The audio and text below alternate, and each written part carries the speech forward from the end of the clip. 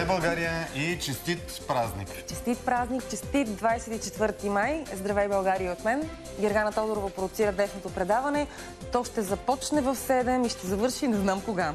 В 9:30 започва празничната част на днешния ни ефир. Ани Садич, Ники Дойнов от навън, от центъра на София, ще се влеят в атмосферата на празника, ще потопят и вас. Ние преди това също се надяваме да предизвикаме добри емоции у вас, добри спомени за училище и за буквите, и не само. Колко, 13 или 15 деца сме поканили? Тук искаме да си говорим с тях. 13 деца, които онзи ден завършиха първи клас. Обадили се от класа още 2-3, те ще дойдат. Ами супер, страхотно. Сме много хора. Чакаме целия клас, ще разберете от кое училище, заедно с тяхната класна, малки момиченца и момченца, които вече ще бъдат втори клас. И не само. Вижте и останалите теми. Наживо преди тържествата за 24 май.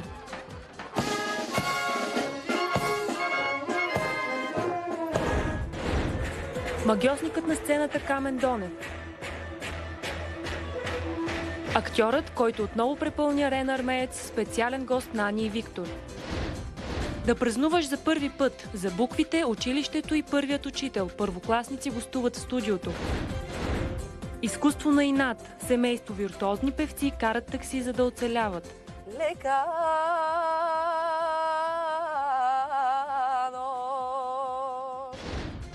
Туризъм по-български. Летни ваканции през уикенда, родни или чужди курорти избираме. Ани и Виктор на сцената на Като две капки вода. Защо? Честит празник и на Богомил, и на Никол. Честит празник и на вас. Честит празник на всички. Най-хубавият празник. Да, изключителна емоция днес. Който и да дойде да се е най-хубавия. Не, този е най-хубавия. Добре. Аз гласувам гаранция, категорично най-хубавия и изключително смисления. Защото е време да разберем, че образованието... Е, значимо нещо. И да не кажа най-важно. Да. Добре, сега сме дърдорили. Ако искате да започнем с прогнозата за времето. И след това съм ви подготвила нещо, по-скоро не аз, Гери Тодорова. Така? За да видите... Да, то не е много за 24 май, но ще ви го покажем още сега. Сега всички наистина се надяват на хубаво време, поне до обяд. Трябва ли да започваме без прогноза? Ами нека се надяват. Ще вали ли? И аз много се надявам, ще вали, да. Само искам да уточня, тази сутрин беше 14 градуса. Не е студено. Захлаждането ще се усети от тази нощ, от през нощта и утре по-осезаемо. Днес няма да усетим така чувствително понижението на температурите. Ами ако обичате дъжд, много хубаво време, да. Ама верно ли преди обяд или... Ето, сега ще ви покажа. От северозапад започват. Както вчера ви казах, студен атмосферен фронт преминава през страната. Първо над северозападна България ще завали. След това най-активни ще са валежите в централна северна България. И след това ще изнасят на изток. На изток ще се задържат по-дълго време. За съжаление, баш на 24 май, традиционно така, се започва с превалявания. Тук ще започнат първи. Иначе, температурите днес ще се задържат високи. 21, 25, на места и 26 градуса. Отново захлаждането ще се усети първо в Западна България, а чак утре и в източните райони. Над планините дъжд днес. Съветвам ви да не правите така дълги походи и разходки, тъй като дъждът ще е придружен с гръмотевици в планинските ни курорти. Иначе температурите и там остават приятни. Утре валежите продължават. Вече това, което ви казах, е значителното понижение на температурите. 4-5 градуса надолу. От четвъртък започва леко затопляне, но за съжаление до събота валежите ще продължат. Няма да има кой знае какви амплитуди в температурите. Средна температура 24-25 градуса. Събота и неделя е много добре. Супер е, да, в неделя няма и да вали. Продължаваш да търсиш положителното. Да, има го все пак. Колко нетипично за мен, но да, продължавам да търся положителното. Колкото невероятно да изглежда. Това, което исках да ви покажа, ще ви го покажа малко по-късно. Колегите ме подсещат, че в този празничен ден е хубаво малко да се позабавляваме за сметка на устарелите ни лица. Добре, ще започна с моето остаряло лице тогава. Щом така сме започнали. Всъщност ние тези снимки на първи учебен ден през септември миналата година ги показахме. Това сме ние като първокласници. Ето такива невинни, мили момиченца и момченца ще влязат в нашото студио след 8. Малко по-големи, те се засягат. Те ще са първи за втори клас. Да, и сина ми се обижда вече на първи клас, категорично. И ще ги разпитвате ние такива, не толкова невинни, по-старели хора. Така, това съм аз в първи клас. Нататък продължаваме с Боги. Ето го. Много ти е добра прическата, Боги. Много добре. Панита. Ето го. И него. Продължаваме нататък с още колеги, с Дани Тренчева. Аз, понеже се загледах, не мога да разпозная, че това е тя. Изключително... Едва ли е дала друга снимка? Може би хубавата... Единствено, това е Деси... Деси същата. Не е мръднала. Ама Деси на 23 години. Не знам там на колко е, обаче е много малка. Ще си мълча аз. Не се оплаквайте, мисля, че от тук присъстващите поне в кадър, аз държа... Айде, стига, ти обичаш много да изтъкваш. В четвъртия се прилича. Какво да крия? Ето го и Жоро Георгиев. В празничната програма участва. От тогава. В празничната програма. Ето е Гери Малкоданска. И тя си е със същите... Тришко.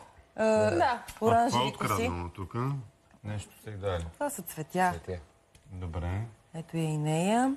Ето го Ицо Калоферов. И той не е мръднал. И той не е мръднал. Ето го Живко Константинов. Трудно да същия. Лорчето. Това е Лора Крумова.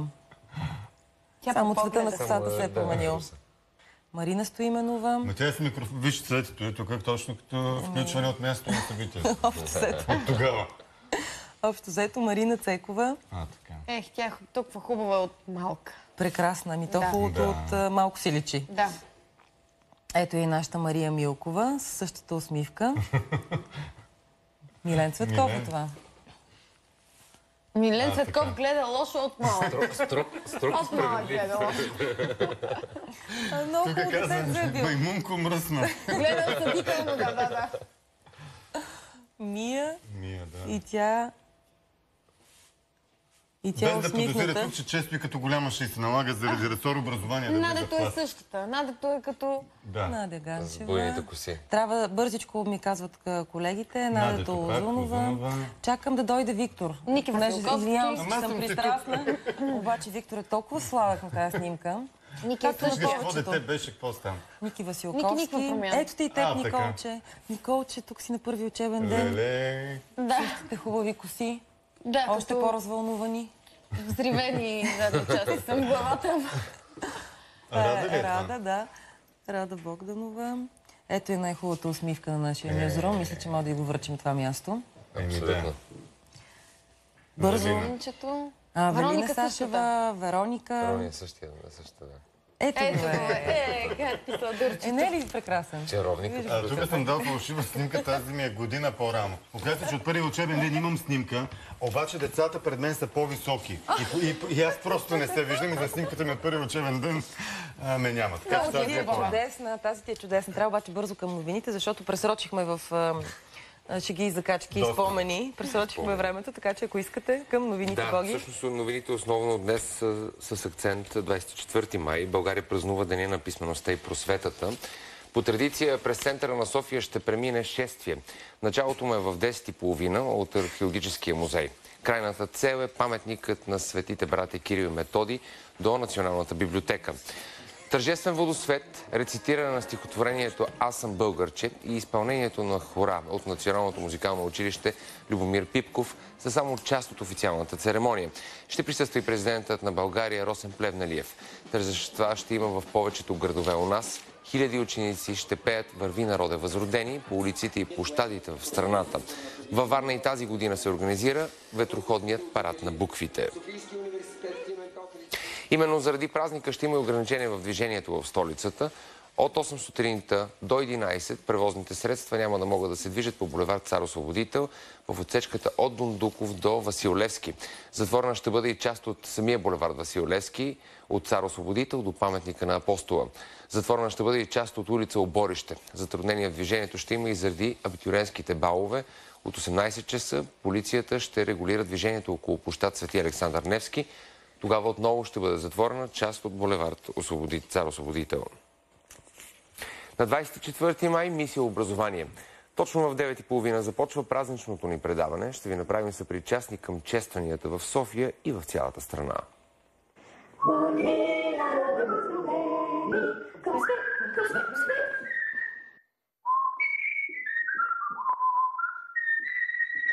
Новините на Нова.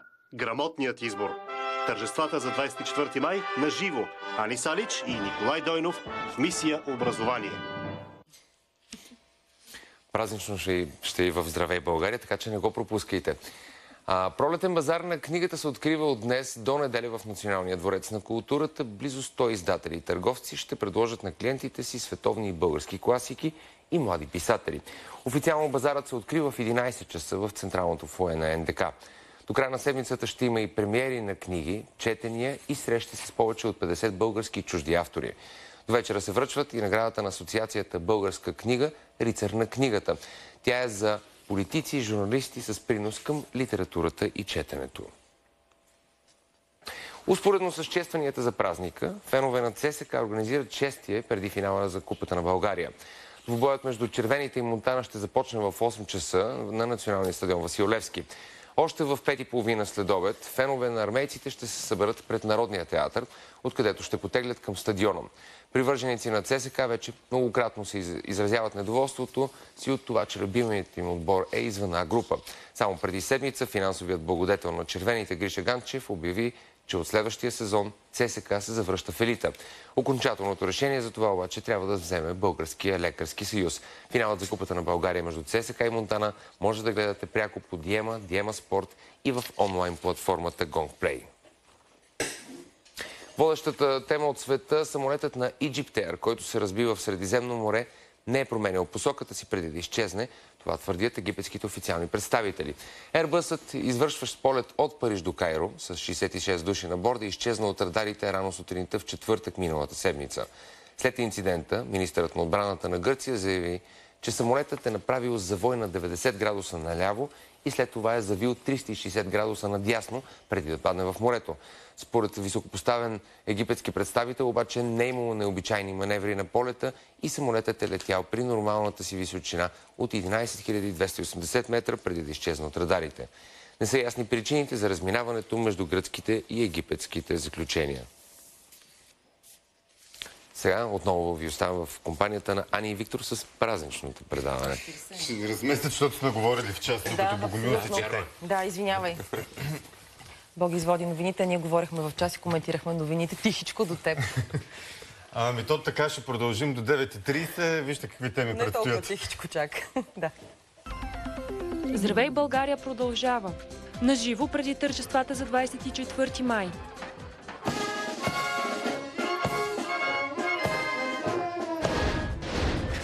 Магьосникът на сцената Камен Донев. Актьорът, който отново препълни Арена Армеец, специален гост на Ани и Виктор. Да празнуваш за първи път. За буквите, училището и първият учител. Първокласници гостуват в студиото. Изкуство на инат. Семейство виртуозни певци карат такси, за да оцеляват. Лека.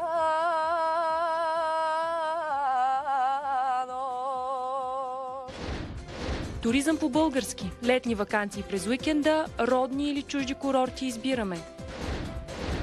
Ани и Виктор на сцената на "Като две капки вода". Защо?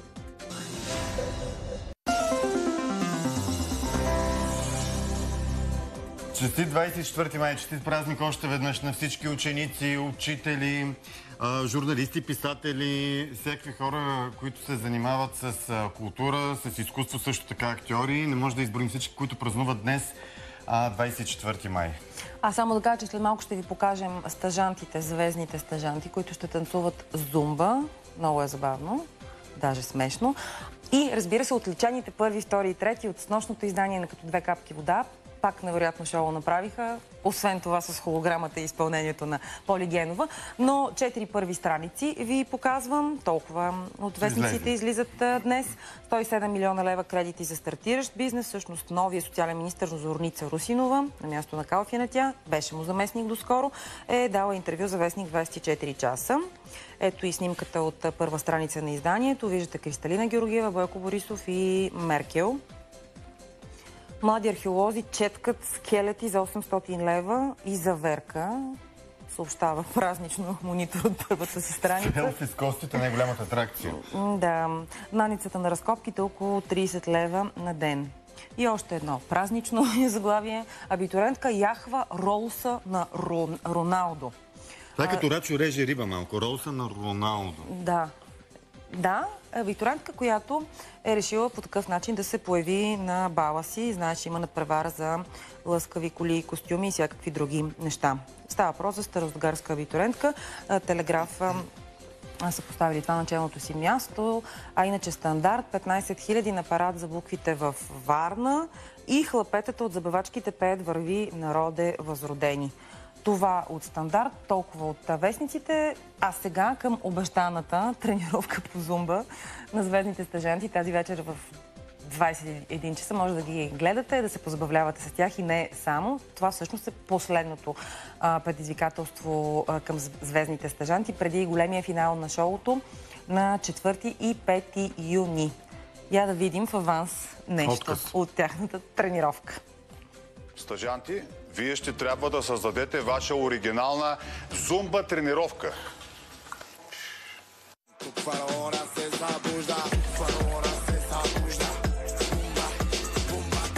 Я да прочетем сега. Добре, съгласен съм, защото нищо не знае. Да видим какво е, че може да се окаже. Ти си израснал с зумба, ама. Нашето му викаха кючек. Това е най-неприятната и най-лоша задача за мен, което още може да си представи човек. Това е такова. Марта, ще ги убиеш, абсолютно. Знам много добре. Аз съм много добра на това, само не мога никога 20 минути. Готов съм за финала, бейби. Ще ме закарат в Орландовци, там ще правим зумба. Как се може се да танцуваш? Да, ама правим един до друг. Не мога. Ето е така. Ето, стъпване в центъра. Отбили си една точка. Айде да станем един до друг да го направим, човек. Това не е моето. Това аз само го опитах и разбрах, че ще получи инсулт. Добре. Юлиан, когато са раздавали леви крака, той се е наредил 2 пъти. Та с ръка е този крак, виж го. 2 пъти. Просто тръпни ръка и крак. Това е адски трудно. Леле, колко е трудно. Физическо напрежение. Много е тежко. Зумба, зумба, зумба. Трябва да стана шампион. Зумба, зумба, зумба. Фараона се събужда. Зумба, зумба, тук фараона се събужда. Зумба. Това до вечера. А пък вчера да видим какво се случи на капките, да ви знам само, че и нас ще видите на сцената на капките по своеобразен начин. Но не сега. Малко по-късно. Зарадете се с търпение. Сега първия, втория и третия от снощното издание на Като две капки вода. Всъщност снощи бяха определени и финалистите.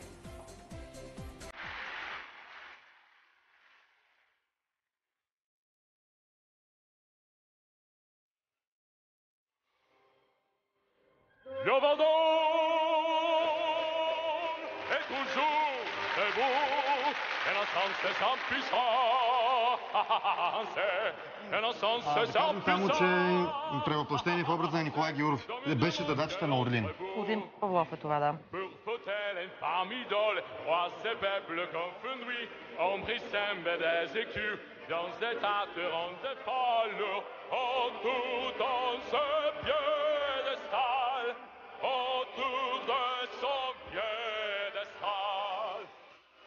Satan conduit la balle, et Satan conduit la balle.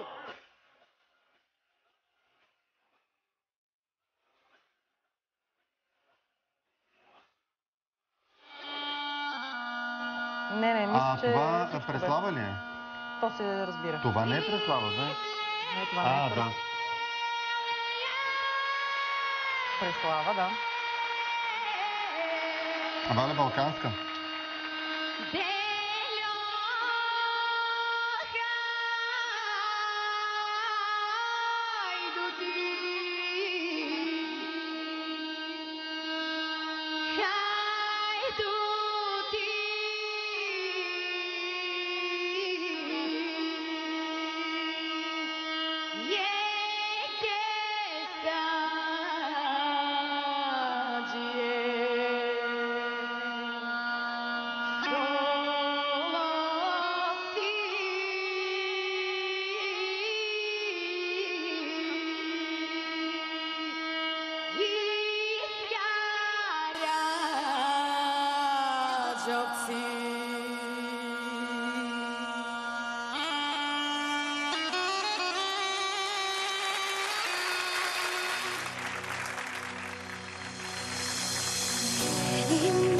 Поли Генова в ролята на Марая Кери и Уитни Хюстън.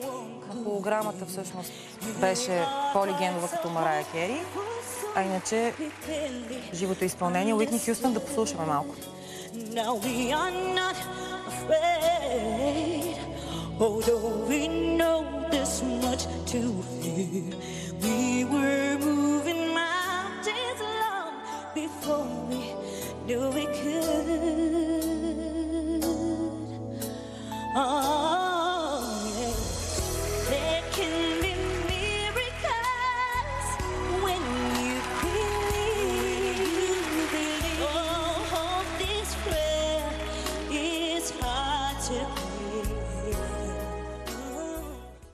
Поли Генова в два образа, единия холограмен, в чието превъплъщение трябваше да влезе. Това беше от капките, а от нас деня тепърва предстои.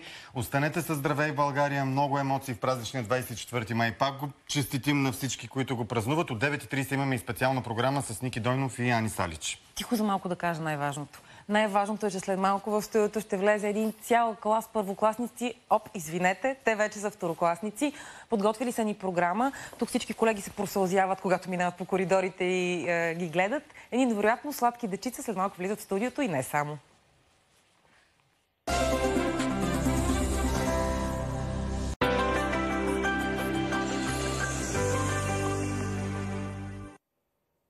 Здравейте и честит ден на славянската писменост. Днес над страната от северозапад на югоизток ще премине студен атмосферен фронт. Облачността ще се увеличи първо в северозападните райони, а по-късно и в по-голямата част от страната ще започне да превалява и да гърми. Най-интензивни ще бъдат валежите днес в централната част на Северна България. В крайните източни райони преваляванията ще започнат чак през нощта срещу сряда. Вятърът все още е с посока от юг и той ще задържа времето все още топло. Максималните температури днес са от 21 до около 26 градуса. Над Черноморието преди обяд ще бъде слънчево. След обяд и там ще се заоблачи, но преваляванията ще започнат чак в часовете през нощта. Максималната температура на въздуха ще бъде около 21-24 градуса, а тази на морската вода е 17-18. Над планините ще се развива купесто-дъждовна облачност. Ще има превалявания и гръмотевици. Вятърът ще бъде опасен, силен от югозапад.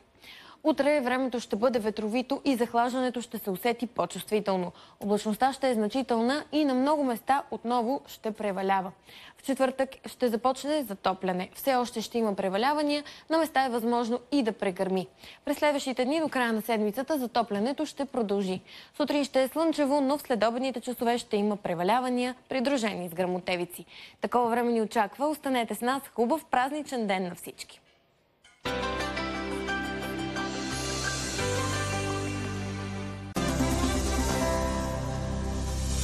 Здравей, България! На празничния 24 май.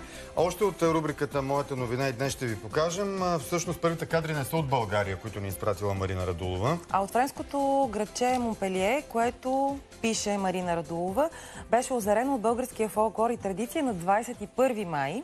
Над 300 танцори и любители на народните танци от Франция, Англия, Испания, Германия, Италия и Швейцария се събраха да покажат най-ценното, което имаме: нашите фолклорни танци, музика и носии. Българи, които живеят в всичките тези държави, са събрали в Монпелие и са показали това, което виждате в момента. И то много хубаво е било. Браво! Страхотно, благодарим ви. Марина, още секунди всъщност, защото тя е заснела доста. Благодарим им. Сега нещо доста по-прозаично. Николай ни е изпратил сигнал, в който разказва, докато се разхождах с 3-годишната си дъщеричка, попаднах на това, което ще видите. Училището в село Горна Росица, община Севлиево. Кадрите говорят сами по себе си. 24 май, най-светлия празник, всъщност те откриват тук крави и телета в сградата на училището. Искам да подчертая, пише Николай, че същото училище е било 3 пъти последователно национален първенец в годините, когато имаше такава класация. Училище, в което не се е влизало с обувки, а учители и ученици са се събували пред вратата и се обували чехли, за да го пазят, разказва той. Преценката оставям на вас. Да, това е една от най-тъжните видеа, които съм виждала, изпратени в моята новина. За съжаление, следващия сигнал се отнася за разруха. Поне това е изпратила Мария Баева. Паметник на културата се руши в Банкя. 105 години се навършват днес от откриването на голямата балнеолечебница в Банкя. Сградата от години се руши, макар че наоколо се хвърлят милиони за ремонти и изграждането на фонтани, декоративни водни басейни и дори една водна каскада. Може би този уникален паметник на културата ще последва съдбата на тютюневите складове в Пловдив. Дано да не е права Мария. Значи тази сграда на няколко пъти е била възстановявана. Сигурен съм, че е имало грижа за нея, но в момента състоянието, поне на тази част, тя е заснема, че е такова, каквото го виждате. И още едно видео, което съвсем не е празнично, макар че за някой е празнично, за други го съвсем не. Дискотека в Приморско започна тормоза си. Галина Тончева такава заглавила видеото, което ще видите и чуете. Дискотека срещу общината в центъра на Приморско отново отвори врати с 8 тон колони с турбозвук, пише Галина. Години наред писахме жалби и никой не ни обръща внимание. Ще ви пратя и клип как ножовете вилиците ни треперят в такт с хаос музиката, която звучи ежедневно и ежечасно. Имаме писмо от Риокос за висок звук, писмо от строителен контрол, че обектът не функционира по предназначение като коктейл-бар, а всъщност като дискотека. Вчера пак отвори с хаос музика, викове и крясъци до 2 часа. Всъщност, питахме полицията колко позвънявания трябва да има на 112 за един обект на вечер, за да се вземат мерки. Те ни отговориха, че общината решава. В хотела, който менажирам, снощи пак искаха да напускат стаите заради музиката, която канти се набива в мозъка ни всяка вечер. Ние ще отидем... това е хотелиер, в смисъл човек, който не би следвал по принцип да е против забавлението, но представете си, щом и неговите гости искат да си напускат стаите, колко е шумно. Представете си хората, които живеят там. Очевидно от писмото на Галина Тончева разбираме, че става въпрос за дългогодишен проблем. Ще отидем с наша камера и вече ще питаме и отговорните институции защо така и така ли ще и тази година, защото изглежда безобразно. И сега от този сигнал направо към туристическата тема, с която се захващаме. Следващите минути ще си говорим с Георги Рачев от Българската асоциация на туристическите агенции и Боян Павлов от Института за оценки и анализи в туризма. Честит празник! Добре дошли! По друг повод ви поканихме, но ако искате коментирате и това, към кого да се обръщат, например, българските хотелиери. Ето, това е един хотелиер, който не иска туристите му да избягат от хотела, нещо, което е започнало да се случва от снощи, след отварянето на дискотеките. Българските хотелиери могат да се обръщат към органите на реда. Няма не става. Обръщали се, не работи. Институция, към която да могат да се обърнат специално за това. Няма друга институция, която да има правото да отиде при заведение и да му каже, вие трябва да затворите вашите врати или да намалите звука си. Това е работа на органите на реда. В правовите държави така че нашия сигнал ще подейства и ще има мерки. Поканихме ви, защото разбираме, че е все по-голяма мода сред българите, когато има почивни дни, дори да не са много и да не са празнични, а дори да са обикновени събота и неделя, все повече хора предпочитат да се качват в колата и дори за 2 нощувки да сменят малко гледката. И вие имате статистика за това, вие имате и конкретни примери. Така ли? Значи на първо място е България. България и сега акцента, който се слагат медиите от няколко години, е вътрешния туризъм или българите в България. Винаги е било така. Българите предпочитат и пътуват страшно много в България. Като се започне от 20 лева, примерно, от Александър Невски до Кръстова гора, да се стигне до няколко стотин или хиляди лева, които се дават за една нова година или за Коледа. Селските къщи, къщите за гости, Спа хотелите, те са пълни няколко месеца преди съответния празник. И българина страшно много пътува.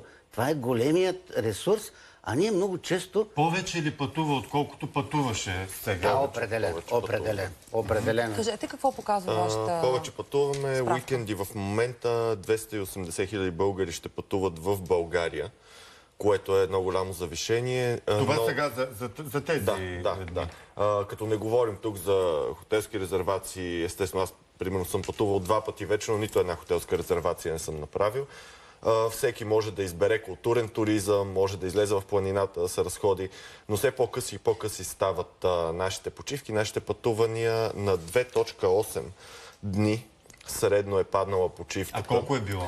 Била е към 3.1, 3.2 дни. Това е осреднено за това? Да, осреднено говорим. Да, излиза, че българите все повече и повече ни харесва да почиваме по 5-6 пъти годишно. За кратко време? Да, за по-кратко време, отколкото един път за по-голям период. Тази година имахме и късмет, че така се наредиха няколко уикенда. Работодателите казват, че въобще не има било на късмет. Да, работа нямаше. Но във вашия бранш най-вероятно е на късмет било. Определено и българите пътуват това разнообразие. Значи ние сме в Европа.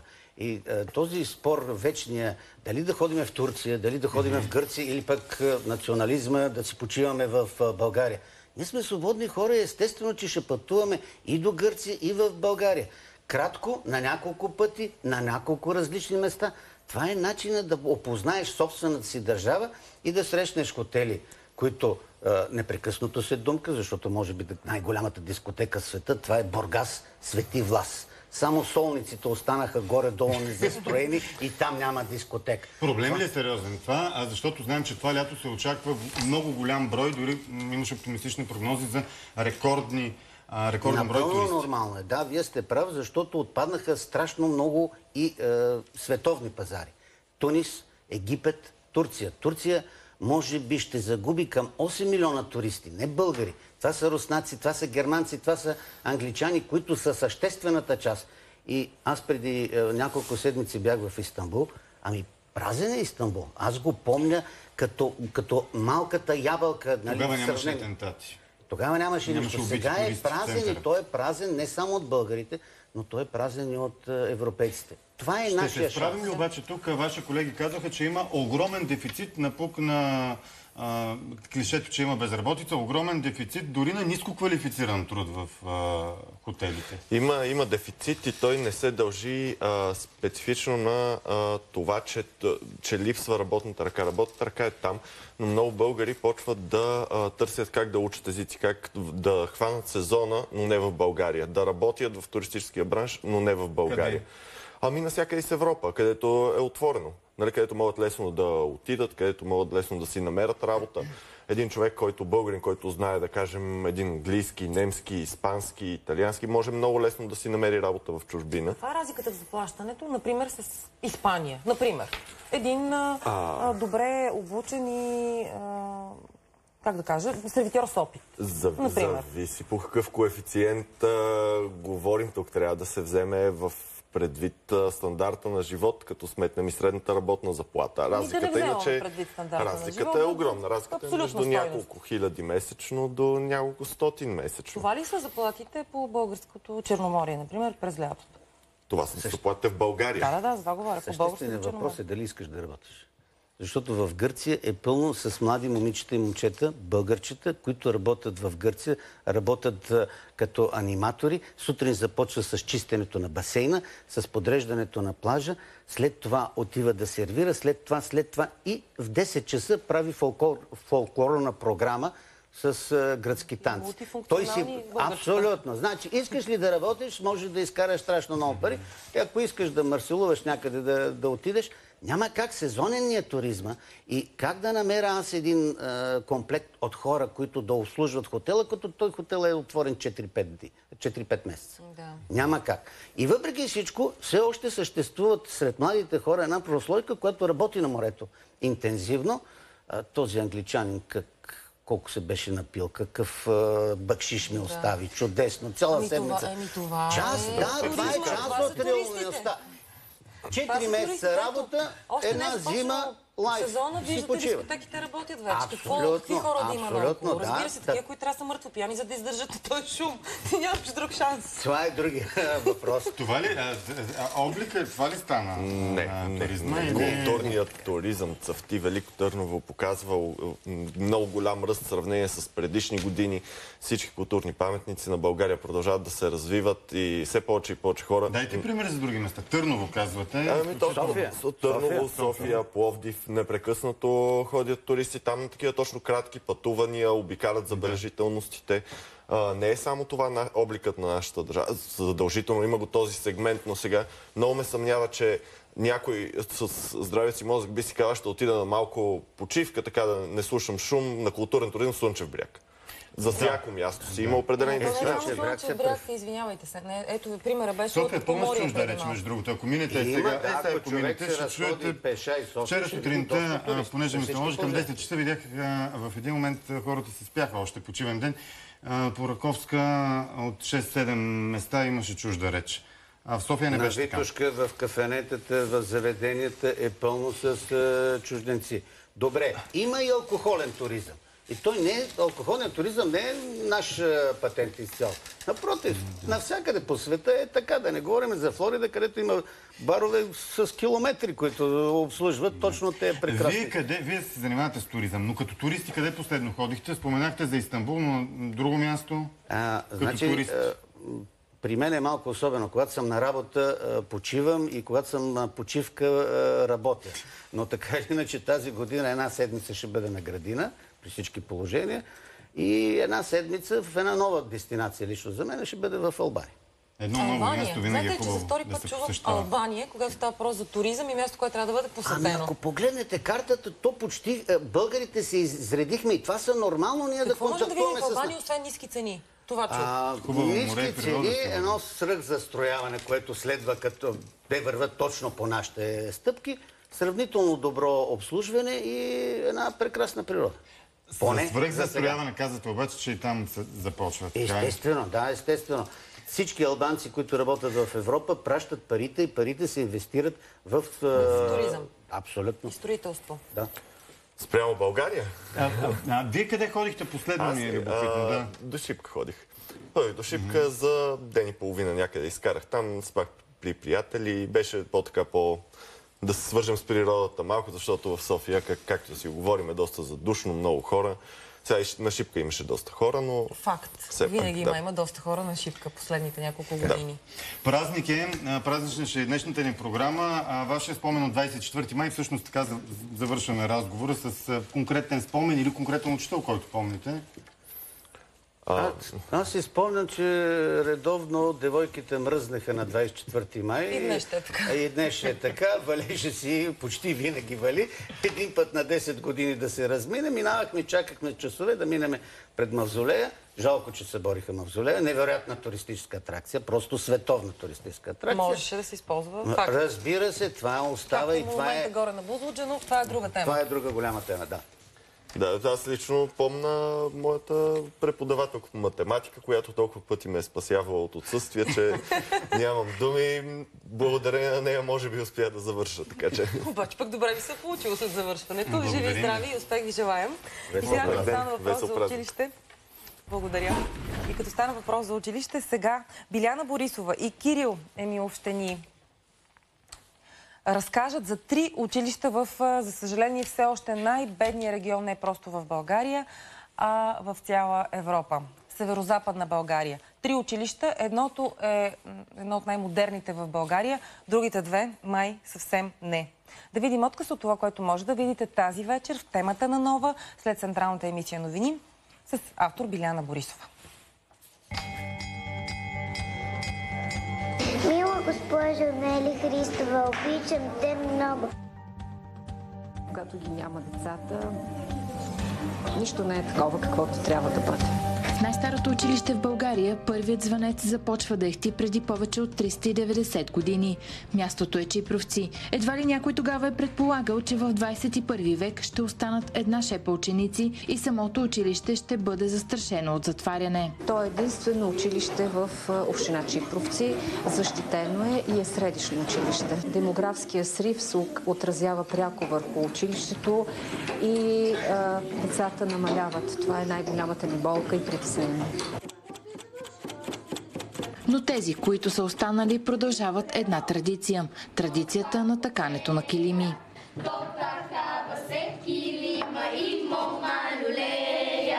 Когато започнало училище, петокласничката Гергана получила и първите уроци по такане. От тогава не пропуска и ден без да седне зад стана у дома или в училище. Моята махала имаше една баба, която течеше и аз ходих при нея. Тя каза, че това е седната пред бъдещето. Тя се тече своето бъдеще и аз и се запали. Надеждата е в малките, в децата, които идват и дано нещата да се подобряват за нашия северозапад, да има деца, да има работа за родителите и да има деца в училището. И все пак надежда има. Откриваме и отново тук, в най-бедния край на България. Във Враца се намира едно от най-модерните училища в страната.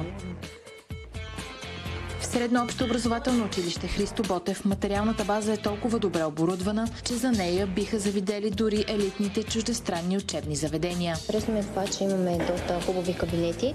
Имаме предимство пред другите ученици да видим много повече неща.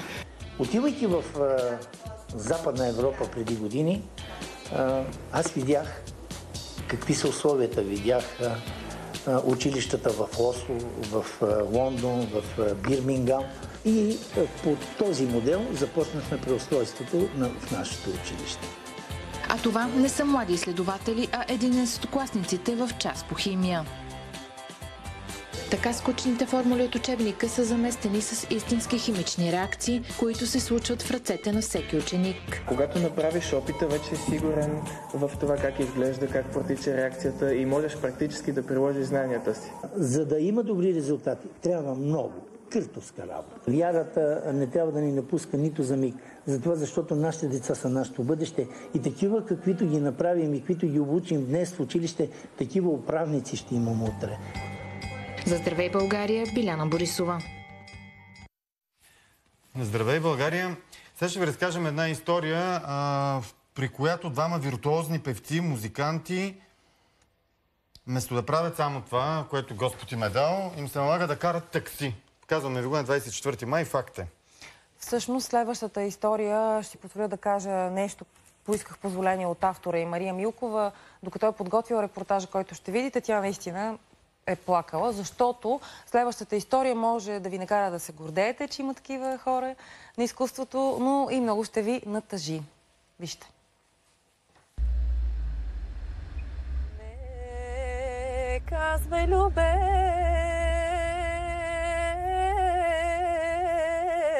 лека нощ. Само за да можеш да пееш, трябва да работиш и други неща, иначе си загубен. Това е моя друг свят.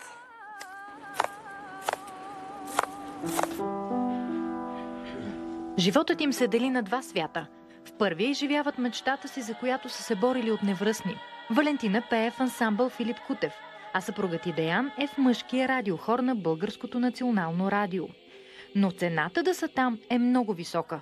Плащате всеки ден в другия свят, в който карат такси и отглеждат цветя. Сутрин идвам рано, поливане, след което отивам на първото си работно място и след което пак се връщам тук и вечер сменям жена ми в таксито. Много хора ме питат как така, въобще съм се навила на такова нещо. В много от случаите са ме карали да пея. Забавно е, защото ти наистина пееш хубаво, нали? Какво правиш това такси? И казвам, хора, няма как. Заплатата е около 460-70 лева. А добре, не смяташ ли, че това е обидно за вас? То е обидно, но Това е положението. Нито се срамувам, нито се притеснявам да казвам, че работя това. Добре, да някой... Става ли ти тъжно понякога, че все пак трябва да го правиш? Тъжно ми става за това, защото не съм оценена на другото място. В смисъл, не ръководството ми, не колегите ми, а хората на по-високо ниво. По 4 часа на ден Валя пее. Вместо следващите 4 да прекара в самоподготовка, тя ги отделя за децата си. В 7 вечерта се качва на таксито. Ако се занимавам единствено и само с такси, със сигурност ще изкарам много повече пари. Но за мен ансамбъл е всичко. Това е целият ми свят, това е любовта ми на живота ми, това е... И не мога да си представя живота си без да пея. На сцена, да виждаш искрицата в очите на всеки един от публиката. Ако примерно си представя живота само с градинарство или само с такси, без да има пеене, мисля, че ще ми бъде страшно болно и тежко. То те зарежда и ти дава импулс и желание да се занимаваш и с други неща.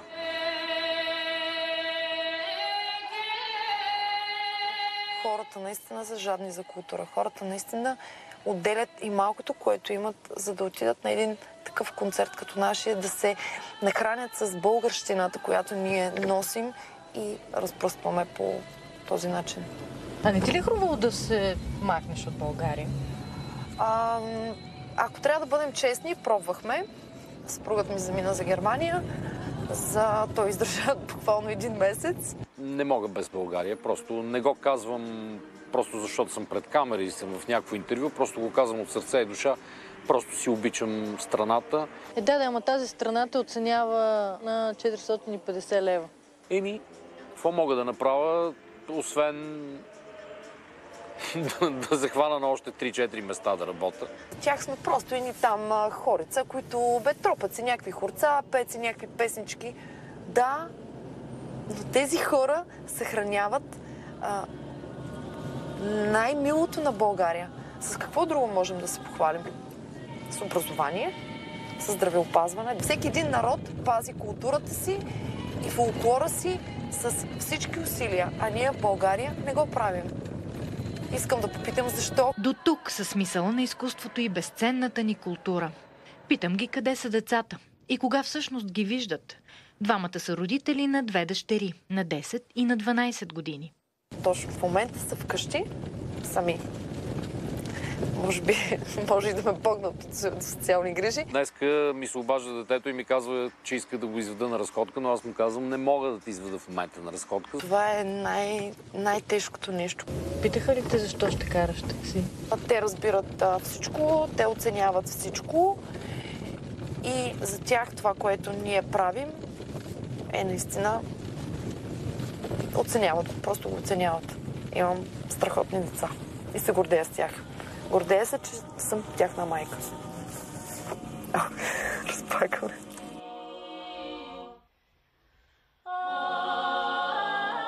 И точно тук, в тази история, искрите в очите на певицата изчезват. Заместват ги сълзите на една майка, която си забранява да предаде таланта си на собствените си деца. И двамата родители са категорични. Не искат децата да следват пътя им. Абсолютно съм им забранил. Аз съм им казал, че повече нещастници не искам да имаме в семейството си. Искам да ги насоча към неща, от които няма да се налага да остават семействата с така, както аз. Последните километри една мисъл не ми излиза от главата. Ако желанието им се сбъдне, то тогава си говоря с едни от последните пазители на културата ни. И какво сега ще сменяте? Да, няма начин. Трябва и да се сменяме от време на време. За всичкото отгоре има и концерт и сега съм абсолютно задължен да сменя. Време е да ги оставим. Всеки поема по различен път. Но по-важното е, че посоката е една. За Здравей България, Мария Милкова. с посока напред. След малко, след новините, ще ви покажем всички наши гости, които са вече в студиото и са готови да ни поздравят и ние да ги поздравим за 24 май. Те са вече втори клас, не са първи. Те са вече втори клас, завършили са миналата седмица първи В клас, нали така? Вече втори В. След малко ще ви кажем от кое училище са нашите гости, ще си поговорим с тях, ще ни покажат какво умеят и какво могат. Това всичко след малко. Сега ще ви помоля да пазим пълна тишина, защото Богомил, водещия на новините, трябва да ни каже какво предстои да следим днес, така че да не му пречим. Тихо, нали обещавате? Да. Боги, към теб. Здравейте отново от мен. Именно за честванията на 24 май ще говорим днес. Те ще са в цялата страна. Проблеми ще има и с трафика заради празника. И още кризата с горивата във Франция се разраства. Опашки се извиха пред бензиностанциите, но защо? Отговорът следва.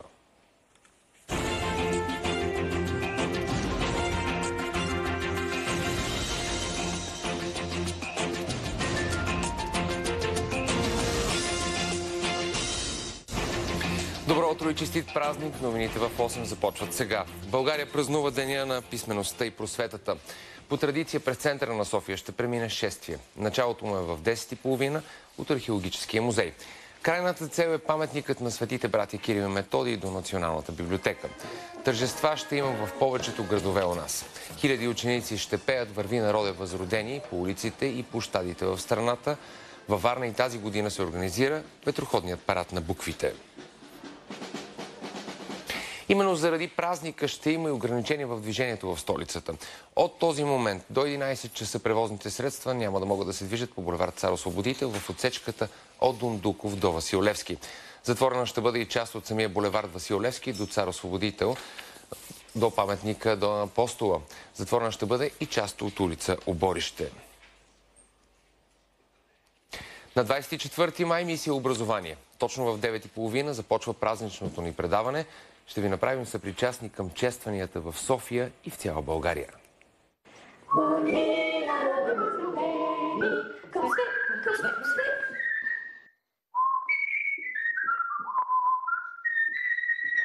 Новините на Нова. Грамотният избор. Тържествата за 24 май на живо. Ани Салич и Николай Дойнов в мисия образование. Успоредно с честванията за празника, фенове на ЦСКА организират чествие преди финала за Купата на България, заради това, че клубът им не е в елитната А група. Още в 5:30 след обед фенове на армейците се събират пред Народния театър, откъдето ще потеглят към стадиона. Двубоят между червените и Монтана ще започне в 8 часа на Националния стадион Васил Левски. Можете да го гледате пряко по Диема, Диема Спорт и в онлайн платформата Gongplay. Международните теми продължава социалното недоволство във Франция срещу реформата на трудовия кодекс.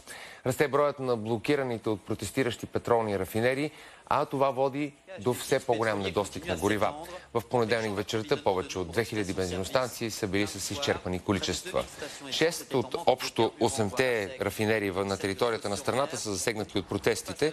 Рано тази сутрин силите на реда са се намесили, за да бъдат разпръснати протестиращите пред рафинерия Фос-Сюр-Мер край Марсилия. Френският премиер Мануел Валс заяви, че страната му разполага с достатъчно резерви от гориво, за да се справи с недостига. Вълната от стачки започна през март и набира скорост през последните седмици.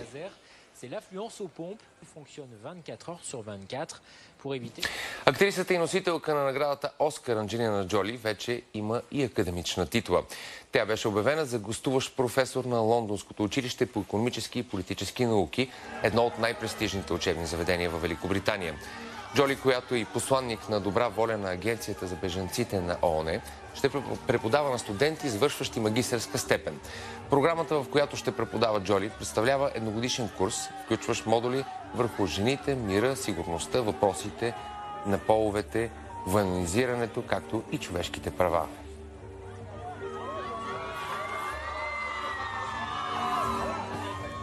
А сега ви оставям в компанията на вашите симпатични бивши първокласници. Да, вече са втори клас. Благодарим ти, Боги. Всъщност да поздравим всички с 24 май в Здравей, България. Днес имаме много гости. Всъщност и те искат да ви поздравят, може би. След малко ще ни поздравят, разбира се, и ще си говорим с тези прекрасни млади хора. Преди това обаче Никола Станкулова, прогнозата за времето и веднага след това към поздравите.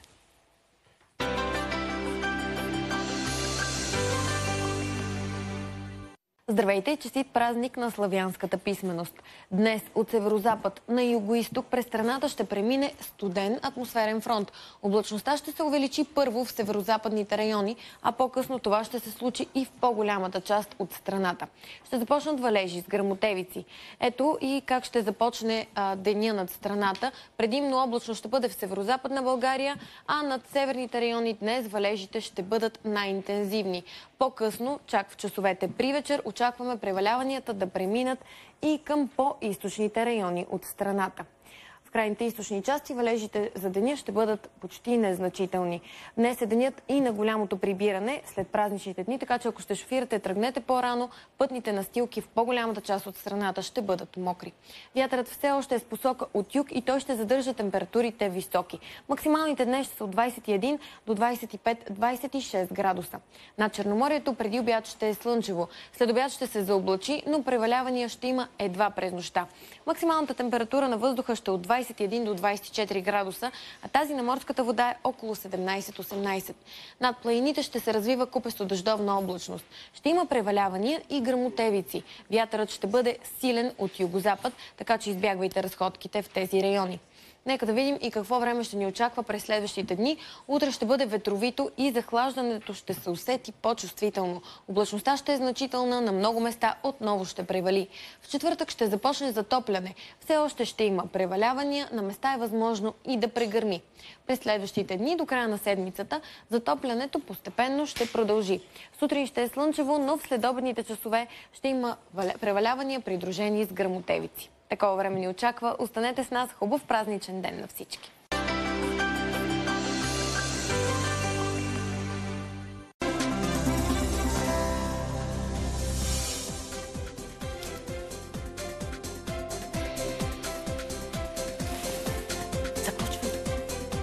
Здравейте, драги телевизионни зрители!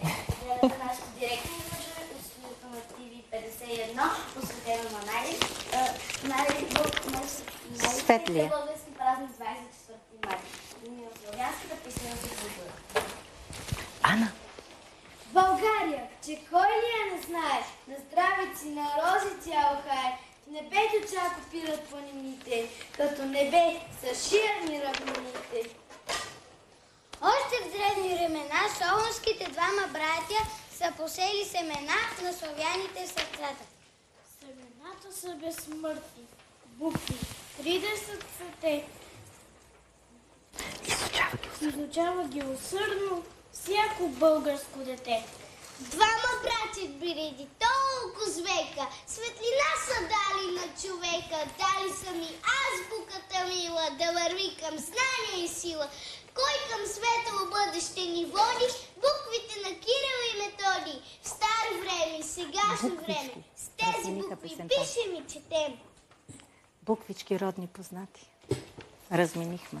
Буквичките? Родни познати. Родни познати, който чуе репликата си. Не е репликата, е песента. Хайде, готови. Буквички родни познати, азбука стройно хорце, сложиха двамата братя в моите малки ръце. Сложиха двамата братя в моите малки ръце.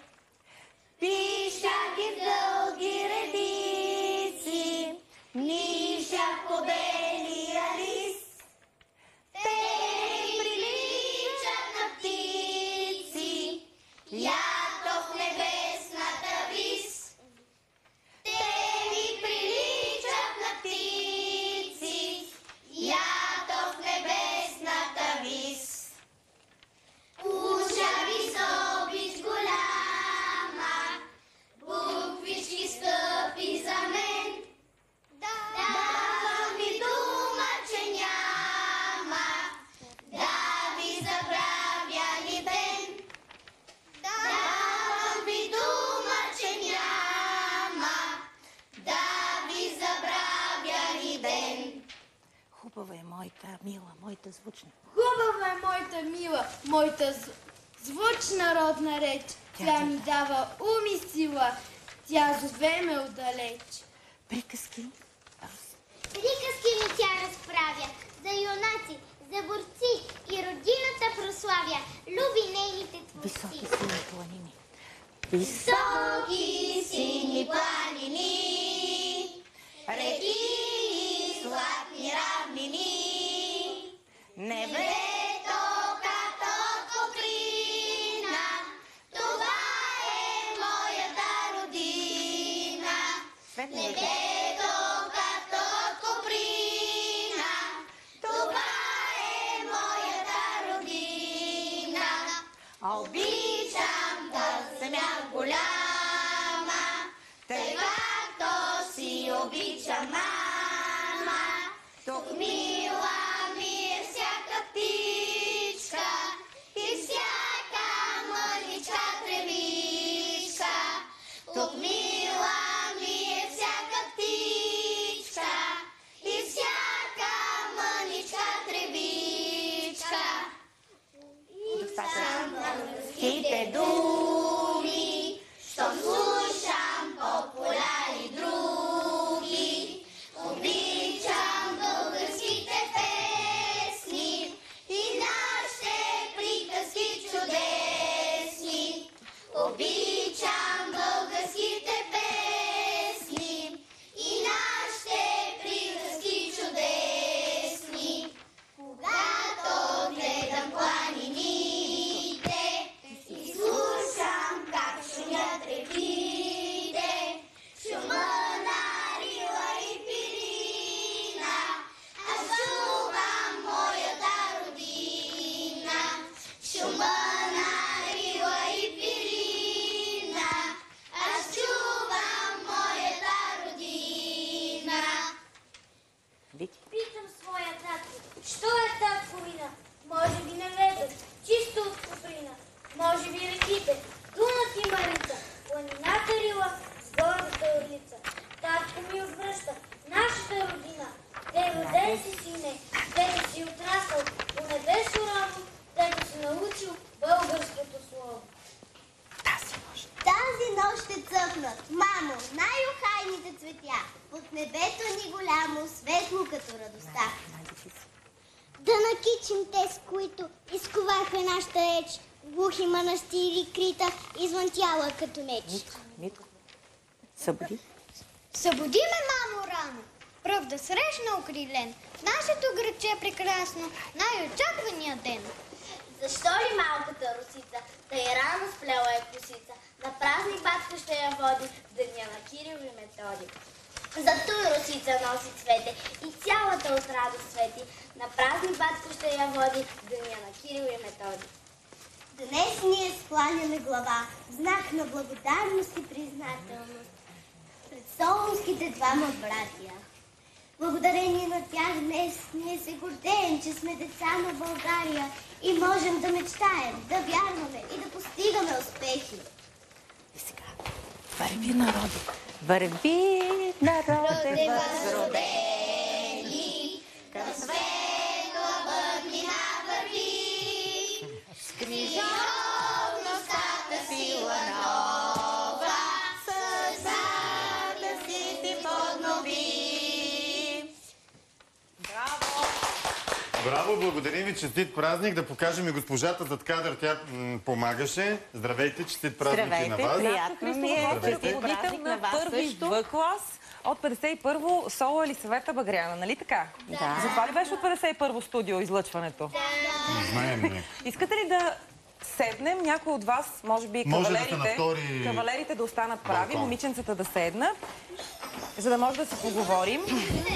Може, знаете ли къде? Ето е там зад дивана, има ли зад диванчето с балончетата. Ти знаеш ли, че може да се съберат и всички, според мен? Ако седнете много плътно един до друг. Можете, нали? Да, бързо, плътничко. Я да видим. Ще вземем и още солчета. Благодарим ви. Всеки си беше научил всичко. Ела тук. Ние ще вземем... Може ли още или много ще ви стане тясно? И за госпожата ще вземем стол? Мисля, че ще има място. Ето и за теб. Ние ли сме тук на малко столче? Първи... как ще чуват децата? Това за децата, които искат. Това за децата. Кой ще грабне микрофона първо? Ти ще го подаваш като някой. Ти как се казваш? Деси. Каква ще ставаш ти, Веси? Деси. Измислила ли? Деси. Ще стана пластичен хирург. Пластичен хирург. На кого ще смениш? На кого? На някой сапьор ще... На кого ще смениш физиономията първо? На хората. Пластичен хирург. Виж, това е интересна професия. Но откъде ти хрумна да станеш пластичен хирург? Всички ли са тези? Добре ли си? Първо мама ме ориентира да стане. Да стана пластичен хирург, а после реших, че ми е интересно и... Ще много хубаво, ако падне Чичо Вики, нали? Много те внимавай. Интересно ще да бъде да разведри обстановката, разбира се. Може ли наистина да си предавате микрофона? Който желае да каже. Всеки да каже наистина какъв си мечтае да стане в първи за втори клас. Така поред имаме време. Ти как се казваш? Ния. Ния? Какво си мечтаеш ти, Ния? Ами точно много неща. Изброй 3 от тях. Само да се сетям, че те са доста. Доста? Първото, което ти хрумва. Или е рано? Гимнастичка. Гимнастичка? Да. Гимнастичка? Добре. Какво си мислиш за днешния празник? Или по-скоро как си представиш Кирил и Методий? Как изглеждат? Ей, така като е тук, а? Да. Давай нататък микрофона. Давай нататък, който желае. Всеки да се представя. Аз съм Рая и искам, като стана голяма, да стана художествена гимнастичка. Ема две стават ли? Ами да, това е самбо. Какво ти е любимо в училище? За първа година вече сте втори клас. Какво искаш да учиш най-много от предметите, които знаеш? Български. Българският ти харесва. Любима буква имаш ли такава, която най-ти е трудна? Не, нямам. Всичко вече четат, пишат. Ер малък, не ти ли е малко? Не. И кратко? Не. Ти не обичаш майер малък. Добре са изучили правилата. Ще ни кажеш, добре, дай поред, ще стигнем и до тебе. Ти? Аз се казвам Надежда. И искам да, като порасна, да стана моден дизайнер. Ти ще си моден дизайнер и тя ще е пластичен хирург. В свободното време оперираната може да е пък гимнастичка. Да оправят травмите от гимнастика. Казвам се Надя и като порасна искам да стана ветеринарка. Какви животни обичаш най-много? Имаш ли у вас животни? Или искаш само? Ами, котка. Ама имаш ли котка? Не, но имам обаче. риби. Имаш рибки само. Как ще разберат? Котката може да ги... Става, може. Ако е гладна котката? Имам само сомове. Които са по дъното и котката не може да ги хване. хване. Да изядат котка. Ама ти искаш ли котка? Да. Но не ти купуват котка ли? Мама не дава, защото ще издръска диваните. Моля те, дай котка. На тази сладка девойка. Аз се казвам Ана и искам да стана лекар. Много хубава мечта. Супер, браво. Излиза ли ти се вече във ваканция? Умръзна ли ви от първи клас на училище или напротив? Не. Не. Добре. Кой е до теб? София. Здрасти. Аз се казвам София и искам да стана много неща. Ветеринар, художник, пианист. Искам да стана художник. Ти си имам коте. Фойерверк. Здравейте. Кажи здравейте. Я кажете, здравейте, аз съм Борислава. И като порасна искам да стана художник. Ето какво е нарисувала. Ти ли си го нарисувала? Да. Добре, дайте микрофона да чуем тук и мъжката група. Аз искам да стана ветеринар. Ти ще ставаш ветеринар? Някой викаше, бе, вече ми се излиза във ваканция, не разбрах това. Аз ли бях? Дръж микрофона, той не е страшен. Кажи ни за тебе. Пак ще падне. Аз съм Алекс и като порасна искам да стана компютърен специалист. Играеш ли си на компютър много? Сега, на таблет? Да. И искаш това да правиш, това да ти е професията. Вие като знаете българските букви, знаете ли латинските букви? Не. Аз знам 5 от тях. Учат английски, трябва да ги знаете всички. Аз знам 6 латински букви са 27 букви. Вземи, дай ме да отидем при госпожата. Всъщност това, което видяхме, с микрофон ли сте, елате при нас, това, което видяхме е част от тържеството за завършването, нали? Една малка част. Една малка част. Се, да. Кажете ни нещо за тези дечица. Повече. Щастливи ли сте с тях? Знам, че учителите, които се занимавате с малки дечица, сте много заредени. Абсолютно. Това е много вярно. По-малко се изморявате от всички останали, макар че е много изморително. Да.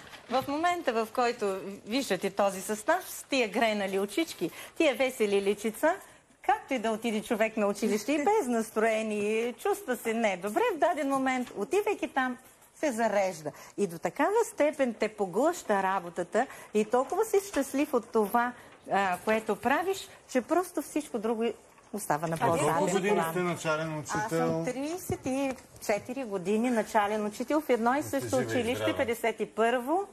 И не съм се премествала никъде, да. Пожелаваме ви много здраве, много успехи и на тези ученици. Предполагам, че сте горда с част от тези, които са минали през годините. Много добър клас. Знаете, дечицата са цветята на нашата земя. Просто те са тези одухотворени образи, от които очакваме бъдещите, както разбрахте, лекари, бъдещите гимнастички, които ще ни изявяват навсякъде в България. Разбира се, надяваме се да станем по-хубави. Да. И просто те са едни прекрасни. Дечица, и на вас също много ви благодаря. Прекрасно лято ви желаем. И хубав празник. Един момент, само ние имаме подарък за вас. Ще излезе от кадър. Нямаше нужда, какъвто и да е подарък. Ами, те ми го отнеха. Така. Ние ви благодарим, че ни гостувахте на 24 май.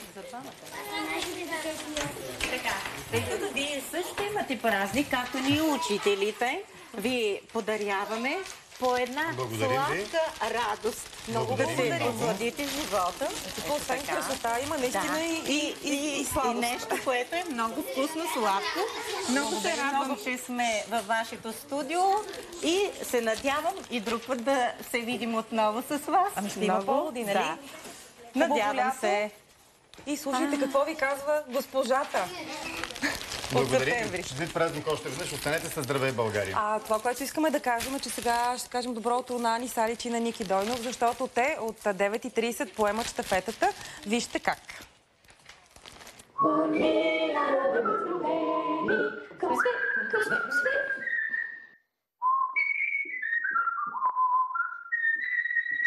Новините на Нова. Грамотният избор. Тържествата за 24 май на живо. Ани Салич и Николай Дойнов в мисия Образование. И сега казваме добро утро на порасналите Ани и Ники. Първо Ани или първо Ники? Честит празник. Дамата първо. Ани, добро утро. Честит празник. Да, честит празник, колеги, честит празник на всички зрители на Нова телевизия. Пораснали сме вече, но на мен ми се доходи отново на училище, като видях вашите прекрасни първолаци. Сред тях са наистина нашите бъдещи гимнастички, нашите бъдещи лекари, юристи. Кой знае, може би бъдещият ни премиер и президент. Но ние започваме в 9:30 с празничната си програма. С Николай вече сме се пременили. Готови сме да си сложим и лентите отличник, да отидем на шествието, което тръгва от президентството в 9:30. Ще дойде тук при нас, пред Народната библиотека. Трябва да ви кажа, че още в 8 часа една възрастна дама постави цветя. Времето е много хубаво, атмосферата е приятна. Заповядайте при нас. Знаете, стандартно всяка година шествието тръгва от президентството, към него се присъединяват представители на парламента, ще излезат представители на Софийския университет, много ученици и учители, но ние сме подготвили и други интересни неща. При нас ще гостува една учителка, която стана много известна и накара много татковци да поискат да се върнат в първи клас. При нас ще бъде един учител на учители, много харесан от своите ученици. Ще разговаряме и с министъра на образованието за бъдещето на българското образование. Ще направим една своеобразна ретроспекция на днешния празник през очите на една 100-годишна учителка. Всичко това след 9:30. Ани, благодарим ти. Ники, знаем, че не е при теб. Той е на друго място. Сега ще разберем къде. Добро утро. Добро утро, колеги. Добро утро на всички. Честит 24 май от мен И на Ани специални поздрави, тъй като днес още не съм имал възможност да я видя. Много се надявам Никол Станкулова днес да греши, защото времето за сега е много добро. Дано да стане така поне до 12 часа, за да може това удоволствие от шествията в цяла България до обяд да мине както трябва безпроблемно. А иначе, ние се намираме в НДК, в една прекрасна книжарница. Тук ще бъдат част от най-важните ни гости през следващите няколко часа. Известни български писатели, български учители, наши колеги от Нова телевизия. Ще си говорим за всичко онова, което е в момента през 2016 година. Българският дух, българското образование, българската писменост и култура, това, което празнуваме днес. Така че се надяваме да бъде интересно и при нас. Всички новини, всичко, което се случва в България, ще идва от Ани. Спор за това няма, но спомените, до някъде и анализа на това, кое и какво е 24 май в наши дни, ще бъде тук при книгите в Националния дворец на културата. Честит празник от мен на всички още веднъж. Благодарим ти, Ники. Честит празник. Ники Дойнов, Ани Салич започват след около час 9:30. До тогава останете и в нашата компания. Здравей, България продължава. Наживо преди тържествата за 24 май.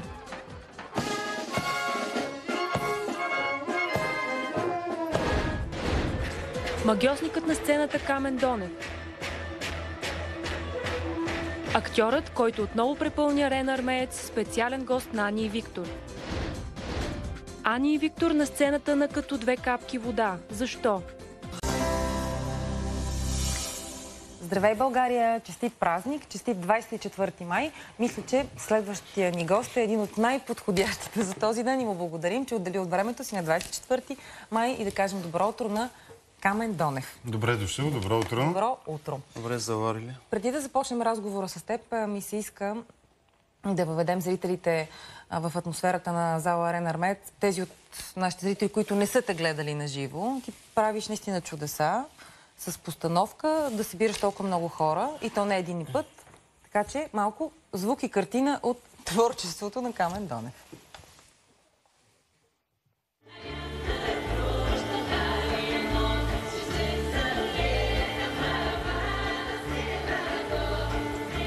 Когато отиват при свекървата, младоженческата двойка, вече като са минали черква, момчето минава под чатала на свекървата, което е символичен акт на раждане. Т.е. все едно се ражда втори път в новия дом.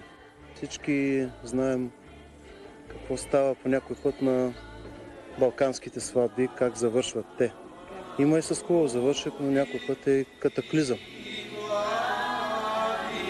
Аз бях първият преподавател, който категорично замених сутрешната гимнастика в училищата, категорично замених с народни танци. Народният танц има няколко предимства, пред каквато е да било гимнастика. Радва сърцето, умът работи, крайниците се движат изящно, човек се изплатява.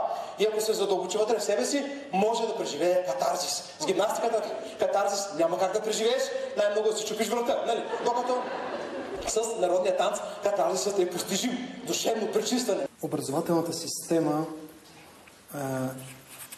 има ролята не да образова човека, не да го завърши, а просто да сведе до минимум възможността той да остане безвъзвратно прост. Тък му преподавах на децата синусоидалната зависимост на траекторния аксомат. Значи, при мен децата навършат ли 7 години, моментално започвам с висша геометрия. Тоест, това е урок за кой клас по вашата система? Това е урок по космонавтика за втори клас. Значи, изучават го космонавти над 63 години, но аз го преподавам на деца, 7 годишни деца, които вече са завършили космонавтика с 73 годишни и други деца. Ви всички студиото се смее, даже и като отказ извън контекста пак е смешно. Я ни разкажи, може така да започнем. Висша геометрия и космонавтика, кога завърши Камен Донев всъщност? Аз съм завършил пресрочно вчера. А иначе утре започвам на чисто, защото ние първо завършваме тогава, когато не сме сигурни и когато вече сме убедени, че можем да защитим титлата, тогава вече се явяваме на изпит. За второ завършване. Вчера? Вчера. с предния випуск. Ако си завършил заедно с следващия, се отказваш от първия випуск и започваш с третия випуск през март. Май месец са най-силните изпити. Ако се кървата даде възможност да се мине и под чатала по-бързо, 2 класа за един. Не трябва да се застояваш под чатала. Честит празник, наистина велик импровизатор. Ще бъдете и отличени, което всъщност публиката ви отличила, тебе и други актьори. Отдавна ви е отличила. Кажи за твоя 24 май, това, което помниш, дали е свързано толкова с манифестациите, за това учител, за някаква ситуация, с висшата геометрия, ако трябва.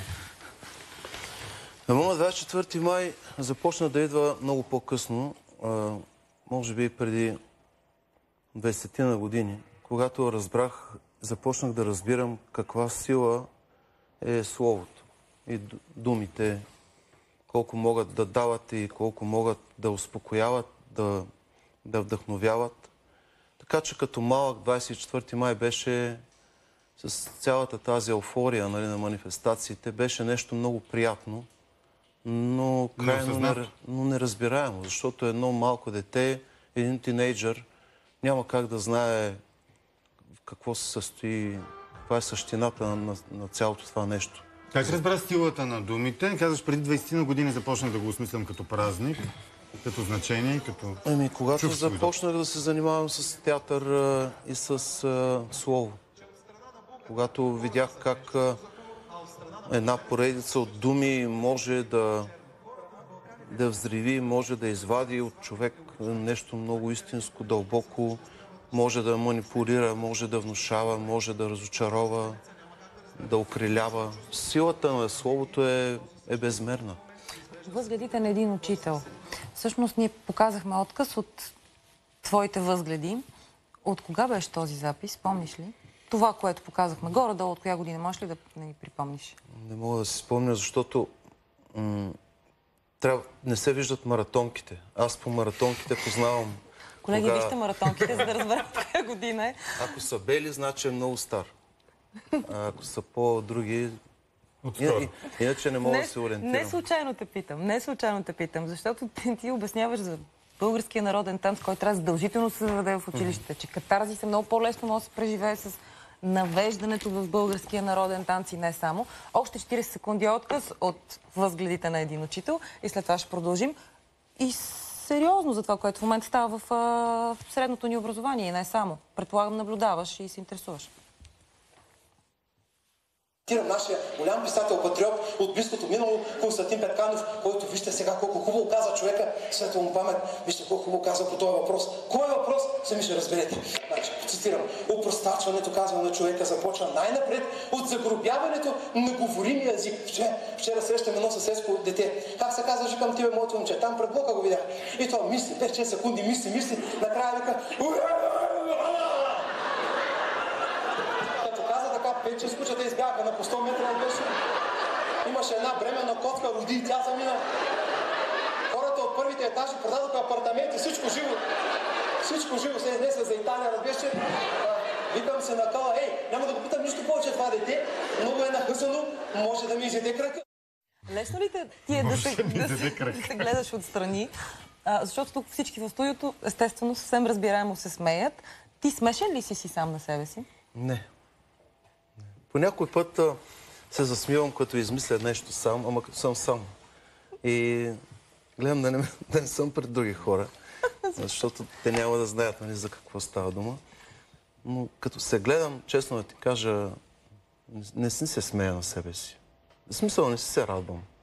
И много не обичам да се гледам. Не знам защо. Разкажи малко, при едно предишно гостуване започна да разказваш за първите си изяви. Те са всъщност пред деца, на площадката. В твоя квартал не ни стигна времето тогава. Да. Това е нещо, което много ме занимава през годините. И то е свързано с вроденото в човека желание за изява. Въпреки това да не знае в какво всъщност е тази изява. Аз си спомням, че тогава като дете правих някакви като карнавали, някакви представления, в които никой от нас не знаеше защо ги правим и какво точно правим. Въпросът беше да го правим. И сега от позицията на тия години, в които съм, виждам колко е важно това, т.е. стремеж в човека да прави нещо. Смяташ, че е вродено това, че не се научава? Това е много силно. Много хубаво нещо и много силно. И това тръгва още от детската игра. Децата още като малки искат да правят нещо, искат, имат стремеж към нещо, въпреки да не могат да го формулират или дефинират, природата им ги тласка натам. Какво правехте тогава? Казваш карнавали, сценки, смешки, импровизации? Такива неща, да, не ги помня. То беше много отдавна. Беше, може би, да съм бил първи, втори клас. Много отдавна беше. Ти ли беше центъра на внимание? Ти ли беше ядрото, около което се въртеше групата? Да. Аз и момичета, имаше там няколко момичета, помня една Маринела имаше. Надписвахме покани и ги пускахме в пощенските кутии и бабите и родителите идваха, всеки носеше по едно столче и сядаха и така. Коментира преди малко силата на словото. Може би е клише, но обикновено коментарите около 24 май са, че езика се опошлява. Даже в нашата заставка за празничната програма сме загатнали има едно намигване с това, че използваме дори в таблетите си, дори в телефоните си латиница. Прескачаме си някои от буквите, пишем ги като четворка. Това проблем ли е част от развитието на езика, от развитието на технологиите? Или как мислиш? Виж, да ти кажа, чак проблем, не мисля, че е проблем. Според мен проблема е в това. Като мислиш няколко секунди, дали да си... Как се казваш? Замислих се за отказа, който гледахме преди малко. Проблема е в това хората да могат да си говорят. Защото аз виждам, че през годините този проблем се задълбочава много сериозно. Стигнали сме до там, дори когато се говорят хората, пак да не се разбират. Защо? Защото има голям егоизъм. Има голям суета, егоизъм, егоцентризъм. Забелязали сте напоследък думата засякох. Тя е много популярна в обществото. Тази дума аз я виждам като една емблема в момента за нашата нация. Все някой засича някого и той се чувства страхотно ранен. И обикновено след някакво такова засичане хората не се разбират нормално, ами първата реакция знаете каква е. Ето това са големи проблеми. Какво означава това, че въобще не се... Няма желание за общуване, няма желание за говор. Майка, която се кара на детето си и го бие на улицата, вместо да му обясни и да се опита да го, да го въведе в проблема, тя предпочита да го шамари или да го наругае. И това е голям проблем, защото, знаете... Засичането е емблема на поведението ни. Има засичане, да. Всеки засича някой в буквалния смисъл и в преносния, и в житейския смисъл. Все някой се чувства засечен. Да. Искам и се да видим още един отказ, нали позволявате?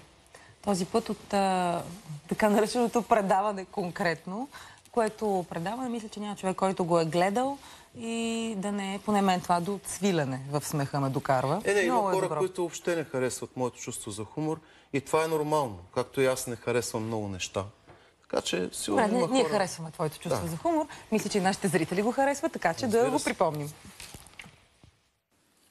При мен се обучават от порядъка между 82 до 404 ученика, в зависимост от това какво е течението в учебната стая. А ако става силно течение от юг, знаете, това е вече влияние от Сахара, въздухът е по-топъл и мозъкът на учениците работи по-бавно. Тоест, аз тогава преподавам материал за по-малко ученици. Но ако въздуха идва от Северно море, от Ледовитият океан или от въобще северната част, шапката на нашата планета, тогава аз преподавам между 400 дори до 1000 ученика.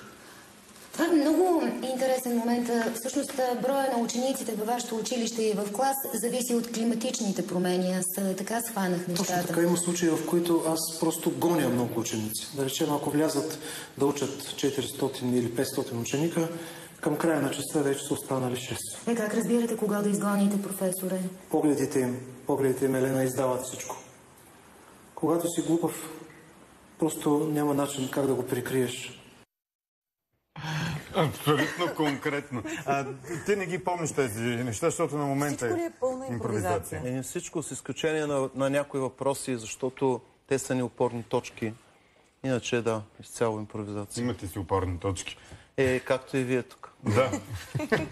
Какво си пожелаваш на себе си, на хората, които се занимават с изкуство, не знам, на хората, които трябва да ползват словото за по-хубави неща, вероятно? Какво си мислиш на днешния ден? Не искам да звуча като клише, но искам да... Видяхме преди малко репортаж за едни хора. Те нямат този успех, който имаш ти. Пак се занимават с изкуство. От Филип Кутев единия, другия, мисля, че в радиото. На тях им се налагало да карат такси. По чисто финансови причини. Не могат да се отдадат изцяло на професията, която обичат. За жалост. Все още. За какво говорихме? Въпросът беше... Да. Добре беше. Я по този разговор да продължи. Какво ти пожелаваш на 24 май? Аз си пожелавам... Значи, аз това си го пожелавам всеки ден, което сега ще кажа. И то е единствено и само да мога да правя това, което най-много обичам. Това си пожелавам. А иначе ще кажа една мисъл на Уилям Сароян, която той е казал на професора Зарян преди много години. Искате ли да ви разкажа тази история? Ако има време. Тя не е дълга. Уилям Сароян идва на посещение в България и професора Зарян се запознава с него. Докато си говорят, той изважда едно тефтерче и започва да пише. Така, свършва всичко и го пита как се казвате, или как си, Азарян, къде живеете и така. Пита въпроси и записа. После пак идва, след години, и професор Азарян пак отива при него. Пак говорят, той пак записва и професора му казал: господин Сароян, защо записвате пак? Нали? Предния път си записахте. И той го погледнал и е казал: защото когато човек пише, се очовечава. Много хубаво това. И ето и такива неща си пожелавам всеки ден да живея с такива неща и да преживявам. Независимо дали е 24 май. Да. И на 25 става. Всеки един ден. Става всеки дневно. И най-хубавите неща, най-хубавите разговори са тези, които не са тематични. За мен хубавия разговор става на тротуара, на пейката, в кафенето. Тогава, когато човек, така да се каже, неподвластен на нещо, на някаква емблема или на някакъв такъв всенароден празник, просто желая да комуникира и да общува и да обсъжда нещата.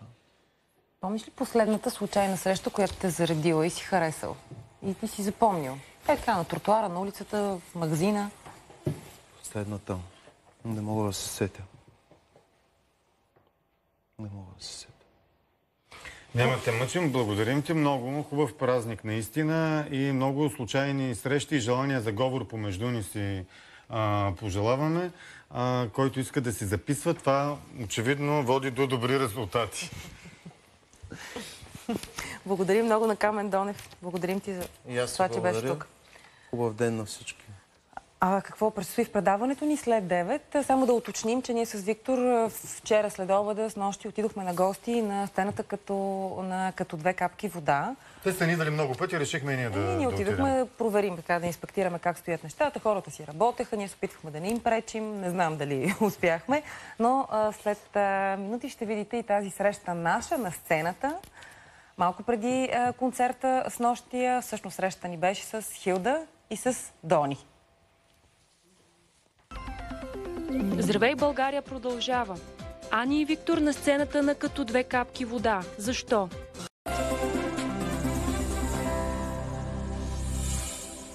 Малко преди 9 на 24 май. Добро утро на всички, които ни гледат и още веднъж честит празник. Честит празник и от мен. Още веднъж добро утро на Богомил Грозев. Той ще ни представи новините сега. Добро утро отново от мен и честит празник. Заради празниците именно ще има днес проблеми с трафика, къде и какво да очакваме. Ще ви кажа след малко. И още криза с горивата във Франция. Опашки се извиха пред бензиностанциите, но какъв е проблема? Отговорът следва.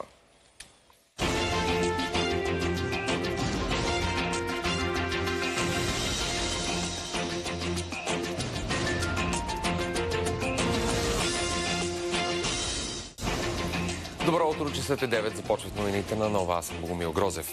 България празнува Деня на писмеността и просветата. По традиция през центъра на София ще премине шествие. Началото му е точно в 10:30 от Археологическия музей, а крайната цел е паметникът на светите братя Кирил и Методий до Националната библиотека. Тържества ще има в повечето градове у нас. Хиляди ученици ще пеят "Върви, народе възродени" по улиците и площадите в страната. Във Варна и тази година се организира ветроходният парад на буквите. Именно заради празника ще има и ограничения в движението в столицата. До 11 часа превозните средства няма да могат да се движат по булевард Цар Освободител в отсечката от Дондуков до булевард Васил Левски. Затворена ще бъде и част от самия булевард Левски от Цар Освободител до паметника на Апостола. Затворена ще бъде и част от улица Оборище. А точно след половин час започва мисия образование, празничното ни предаване. Ще ви направим съпричастни към честванията в София и в цялата страна. Не го пропускайте. За първи път тази година ще бъдат връчени наградите Евлоги и Христо Георгиеви за принос към българското общество в областта на образованието, дарителството и бизнеса. Така почитаме делото на двамата братя, които са най-големите дарители в историята на България. В същото време с наградите отличаваме и днешните достойни българи.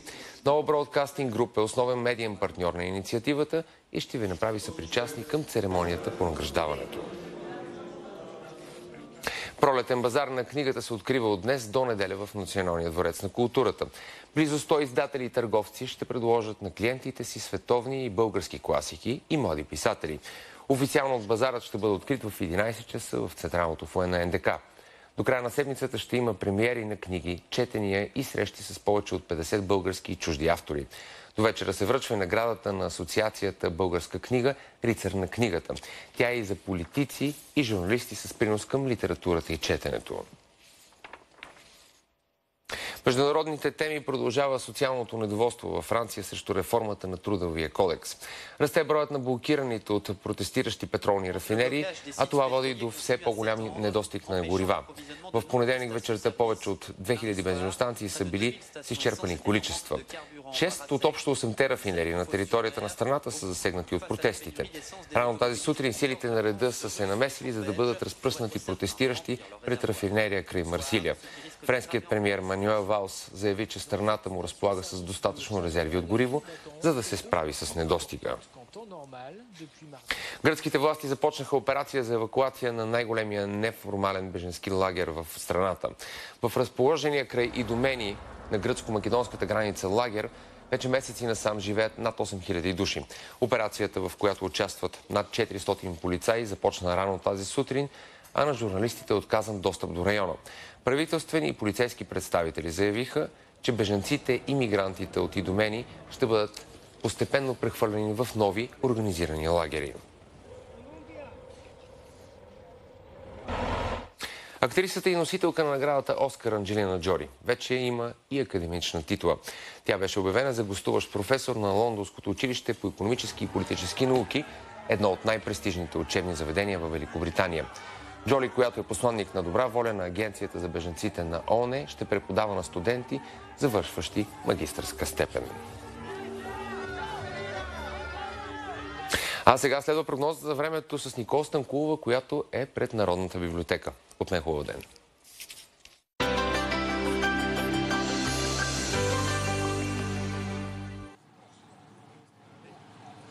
Здравейте и честит ден на славянската писменост. Днес, противно на всякакви очаквания, на всякакви прогнози и на всякакви логики, дъжд в Западна България все още не е завалял.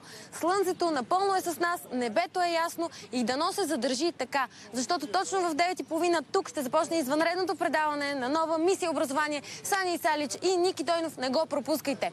А в 10 часа ще започне и шествието от парламента насам към Националната библиотека. Всеки, който има желание, може може да дойде. Така, като гледам, по-скоро ще са ви необходими слънчеви очила, отколкото чадъри. Въпреки това не е лошо да се застраховате. След обед обаче валежите са неизбежни, така че ако ще пътувате след дългите почивни дни, пригответе си повече време. Вероятно е пътните настилки да са мокри. Очаква се валежите да започнат от запад на изток и да са най-интензивни в централната част на Северна България. Утре захлаждането ще се усети по-чувствително, но до тогава има време, а и не е сигурно какво ще се случи, защото, както виждате, пролета е един доста променлив сезон. Надяваме се слънцето да остане и с нас, и с вас. Желаем ви хубав празничен ден!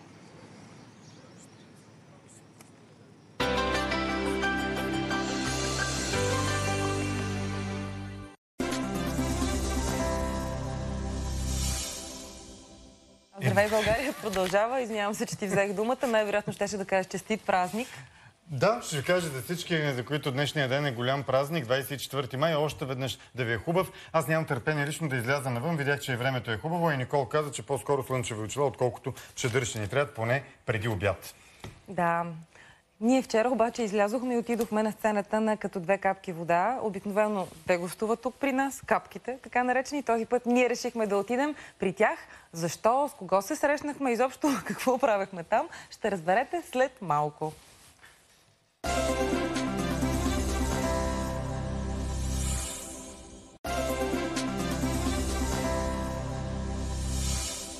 Дами и господа, България празнува! България ликува и няма търпение да посрещне своите любими водещи. Аплодисменти за Зуека и Рачков!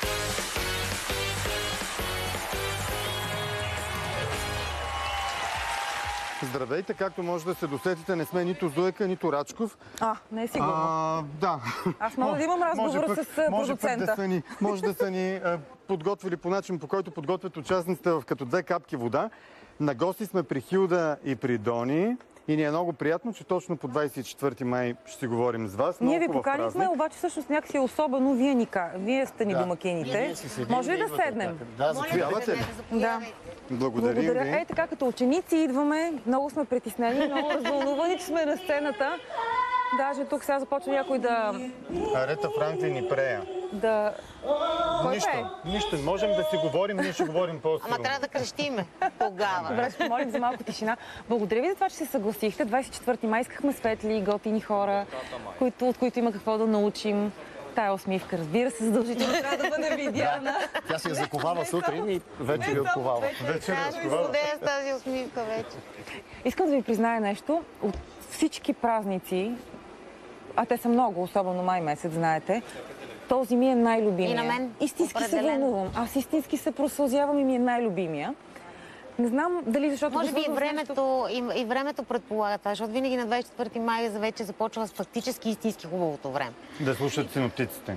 Да, така трябва да бъде, така трябва да стане. Ние всъщност ви поканихме, за да разберем вие какво си спомняте от детството на 24 май. За училище, за любимите учители. Помните ли си учителите? Да, разбира се, да. Някой гаден може да споменете. Твоята другарка как се казваше? Първата се казваше Йотова, казва Йотова, втората Николова. И така нататък. Тоест, вече в гимназията Радева много добри спомени имам. Ние бяхме съученици с Момчил. На един чин седяхме и госпожа Радева ни предаваше. От малки ли наистина? Да. С Момчил? От 9 клас. С него там се и запознахме. 24 май, аз мога да се опитам да ти обясня, що ти е любимия празник. Искаш? Опитай се да ми обясниш, що ми е любимия празник. По някакъв начин, първо, че идва хубавото време, това е ясно, което каза Хилда, но другото, ние сме уникални с доста неща по света, но едно от тях са буквите. Всъщност, буквите, които идват от нас или около нас, трябва да бъдем много, много точни. Т.е. тази кирилица може да се срещне на доста места в света, включая и много далечни места, да речем Монголия. Аз мисля, че има и друга причина. Това може би от всички тези национални празници говорим, защото тук не включваме Великден, Коледа, които за мен са най-хубавите празници въобще. Е най-некомпрометирания празник, като се замислите. Тук той е безспорен. Нали, поне за Кирил Методий нищо лошо не са. Никой не е изровил от архива. Има причини в историята, за които да имаш леки замисления, съмнения, докато тук... Повод за деление са. Да, докато тук е абсолютно безспорен и в крайна сметка каква по-голяма гордост. Какъв ти е спомен твой спомен от 24 май? Твой е спомен от, не знам, от класната стая или пред микрофон, пред училище? Четвърти споменът ми е задължителното ходене на манифестации, което всъщност пак само на този празник Чакай, да не е на 1 май. На 24 имаше, да. И беше хубаво, защото не бяха толкова задължителни и всъщност ние само чакахме да свърши бързо, лекичко минавахме. Беседката, където целият ден беше беседката на характерното место за музикалното училище, където цял ден се забавлявахме. Беше си такъв един свободен ваканционен ден. Учител ще затрудним ли, ако изкараш име и образ на учител? Много странно е, че учителя, който всъщност най-много ме е наранил по някакъв начин, всъщност аз обичам най-много. Това е учителя ми по история, Григоров, който успяваше по някакъв невероятен начин да ни разказва историята, така че до ден днешен тя да е в главата ми като отделни глави от приказки и по този начин да ги запомням много. И до ден днешен да си спомням как започва тази приказка и как свършва тя. А защо наранил? Той е по други причини, защото ми изключих от училище даже малко с негова помощ, но той по други причини въобще не е интересен разговор. Ние се събирахме в тази беседка, всеки ден играехме федербол, да, пушихме и цигари, факт. Беше на дена, пак около май месец, на дена на 12-я конгрес на партията, помна това нещо и мина някакъв ОЗ полковник, който... А сега беше 49-я, Хилда си колко си били. И мина някакъв много да помни 12-ти конгрес на партията, но направили си партийците възможно това. Минаха и казаха, че правим бойкот на конгреса. Хилда, като беше на 12 години, има и още един грях, поляме от един балкон. Тя беше малка тогава. Верно. Ама това е истинска история или сега да се шегуваш? Не, истинска. Бяхме на купон и нещо ме беше ядосало. Тя беше на 12 години. А ти? Аз малко по-голям. За поливане точно. На 15 съм бил сигурно. С какво го поля? С вода. С цяла кофа вода. Не, по принцип за всички празници. Но с една голяма кофа вода от 4-ти етаж не е приятно изживяване. Простил ли си ми го някакъв? Вече преодолял, почти съм го преодолял. Някои аспекти от поведението ми, разбирайте, се дължат на тази кофа. Искам да ви върна не към първия учител, а към първата ситуация, в която вие имитирате някой. Това са вашите първи 2 капки вода, в която сте разбрали, че трябва да пеете. Не знам дали сте ползвали пак дезодорант, както обикновено. Помните ли това? Този момент? Да. Какво си пял първо? Емил Димитров. Грозден не набрах, обаче имаш такава песен, обаче аз не съм го разбирал. На 3 години. Що към гроздите влече? Нямам идея. На 3 години? Да, много добре. Тоест разказано ми е, не го помня. Обаче аз съм пеел Грозде мен обра. И са ме били качили на там една ограда. Майка ми преподаваше в медицинска академия. На оградата на студентите да пеят. От тогава не съм слязал. А момента, който помниш ти? С имитация? Да. С пеене, да. Много са моментите, но си спомням, че преди с момчил да направим група, първата ни група, ти помниш Швепс. Швепс и Мартин Захарев беше барабанист. Преди тая група правихме буфо група в 7 училище и имитирахме най-различни изпълнители. Пускахме плотче, тогава имаше и правихме се на... Слагахме се неща на главата. Сега всякакви, т.е. и Бони Ем, не знам, каквито плочи сме намерили, нали, тогава. Бременските градски музиканти, не знам каквото имаше. Тумбала, лайка и така нататък. Каквото дойде. Хилда? Аз нямам. Сега през цялото време си мислех, нямам. Нямахте дезодорант? Никога. Дезодорант пред огледалото. Не, аз... Това и такива неможачи като мен са го правили. Аз в доста професионална среда, музикална съм отраснала. И директно започнах с микрофони и с... Разкажи първият спомен с микрофон. Първият ми спомен съвсем бегал, съвсем мъничка съм била. В голямото студио на радиото, първо студио.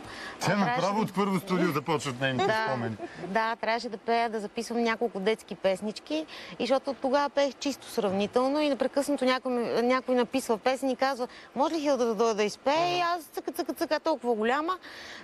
И помня, между другото, усещането много беше вълнуващо, защото тогава ми се струвало много огромно първо студио. По средата аз самичка на един микрофон. Ти си била много малка. Аз съм била много малка и това е първият ми спомен. Такъв свързан с пеене. Каква дълга кариера има. Всъщност, да. Всъщност, едно време задължителните манифестации на 24 май. Някои от тях са свързани с изключване или там какво беше на партията 12-тия конгрес. Сигурно ще го помниш цял живот конгрес. А днес успяват ли децата според вас? Сега въпрос клише може да ви изглежда това, но помъчете се през очите на вашите деца да си го представите. Дали успяват да се докоснат от тая емоция, която нас ни вълнува сега на 24 май? За съжаление, май не толкова много. Мисля, че не. Мисля, че използват тези дни като... Не знам, твоето детенце е много мъничко още. Е на 5. Да, но мисля, че нямат тези създадени усещания, защото това се възпитава в интерес на истината. Тези всичките неща, за които говорим, те се възпитават. Аз мисля, че ние самите не даваме достатъчно много, за да вкараме децата в тези. Виж, може би единственото, което аз правя, то касае Великден и Коледа, където винаги каквото и да имам, колкото и да съм уморена, каквито и винаги гледам да и създам тази семейна, щастлива атмосфера, която предполагат тези празници. Но за съжаление за другите май не. Стана дума за първи учител, първи микрофон и звукоизвличане, пеене за напред. А за първа двойка не съм ви питал. Имате ли такъв спомен? Мисъл? Първа двойка в училище. Доста ученици ще ни гледат. Оценка. Между другото, децата сега почват да получават оценки много рано. От втори клас. Мисля, че втори клас, да. Аз имах лош спомен с оценка в четвърти. Не знам... Аз нямам спомен. Мисля, че в четвърти клас започнах едно време. Двойките. Да, и при мен май беше четвърти или пети по математика. И аз не мога да си спомня. Явно са били няколко на куп. Не помниш първата двойка? Не мога да си спомня. И аз не въобще. Двойка с 2 минуса по руски. Двата минуса бяха, нали, чудиш се, релси ли са или така, да? Зависи. В моя случай, например, защото майка ми и баща ми никога не са били бележкари, никога не са изисквали, не са ми създавали стреса от това какви оценки имам. Може би затова още не ми е... Ние бяхме един доста луд клас, много от цялата Акага. Всичките бяхме в един клас. Ето кой получава двойките. Акага са получавали двойките, ти Не, заедно, всичко си правихме заедно. И помня, че почти нямаше година, в която да завършим с нормално поведение. Винаги ни го намаляваха и накрая вече... Учениците с ненормално поведение. До там ни го намалиха, че нямаше как внезапно да ни го дигнат, за да завършим училище. И постепенно ние всеки месец по-малко го дигаха, за да можем всъщност да завършим 12-ти клас. Аз също имах намалено поведение в 9-ти клас. И беше тотална несправедливост до ден днешен. Може да обясните на младите ученици и тук що завършили всъщност какво означава намалено поведение, защото те не знаят какво означава това? След определена степен на намалено поведение, т.е. поведението беше, какво беше? Имаше една оценка, която беше най-добро, т.е. Добро беше следващата степен. После задоволително и накрая беше да изгонват от училище. Първата не мога да си спомня първата степен, но аз получих добро поведение за първия срок на 9-ти клас, защото пуша. Аз бях един от 4-мата в класа, които не пушеха. И до ден днешен не съм запалил цигара. Просто ме бяха хванали в някакъв пушком, аз къде да хода, като всички ходят да пушат и хода с тях. И ме бяха хванали мен, защото не се и криех. Тоест хода и знам, че нищо не правя, никога държа цигара. Да, никой в живота си не съм пушил и ми намалих поведението заради това. Извън капките, какво друго около вас? Разбрах, че при Хилда има такъв успех един от концертите, че залата трябва наново да я продаваш, втори път да правиш концерт. Да, това е голямо риск. Това е хубаво. Не се оплаквам. Това е страхотно. Не, аз никак не се оплаквам, само се плаша дали този риск ще е оправдан. Нищо, аз съм в национално турне в момента и четвъртък в концерта ми за България свършиха билетите още 10 дни преди една седмица. И заедно с тия страхотни музиканти, с които съм аз на сцената, се чухме и казахме, дай да рискуваме да напълним театъра във Варна 2 пъти за една вечер, защото имам чувство, че там има много отношение към това изкуство и към тази музика. И сега ще видим, живот и здраве.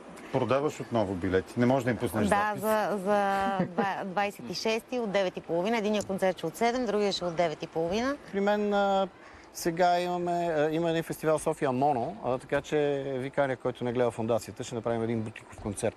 Не ти как е, твоята дъщеричка каза, че стана на 5. стана на 5. Днеска я водих на Природонаучния музей, където тя много обича да ходи. Странно, не точно при животните, където ходят всички деца, а при боболечките.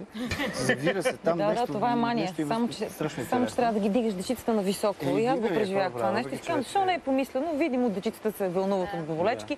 Нека да е направено на нивото на очите. Имам нищо да е. Това е добре. Днеска имаме годишнина от сватбата, 15 години. Аз до вечер ще дойда с букет цветя. Айде, да. Добре. И арменски коняк. Но 15 години е почти кръгла годишнина. Като се раздели, става 7,5, нали? Правят ни, знаете ли кой е знак? Този. Да изчезваме. Да, този знак любезния. Трябва да приключваме. Много ви благодарим. Много хубав празник, 24 май, дано да го усетят повече хора. Благодарим за доброто настроение, за което допринасят и изпълнителите, обаче и журито. Има един въпрос.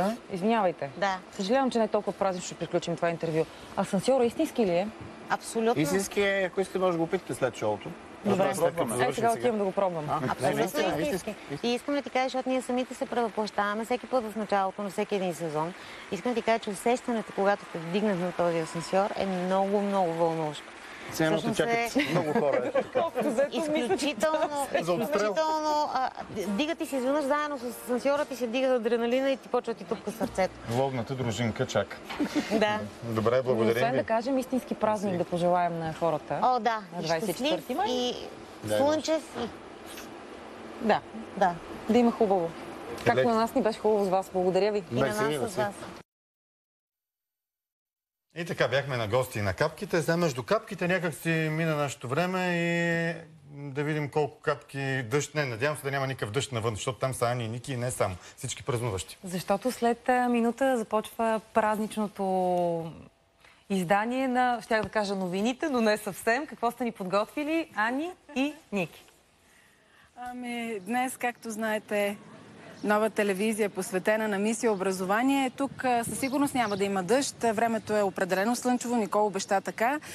След около час тръгва шествието от президентството. Начало на това шествие ще бъде президентът Росен Плевнелиев, председателят на парламента госпожа Цецка Цачева, министърът на образованието Меглена Кунева, както и кметът на София. Очакваме ги да дойдат тук, заедно с учениците и учителите от столични училища, за да се проведе официалната церемония с водосвет.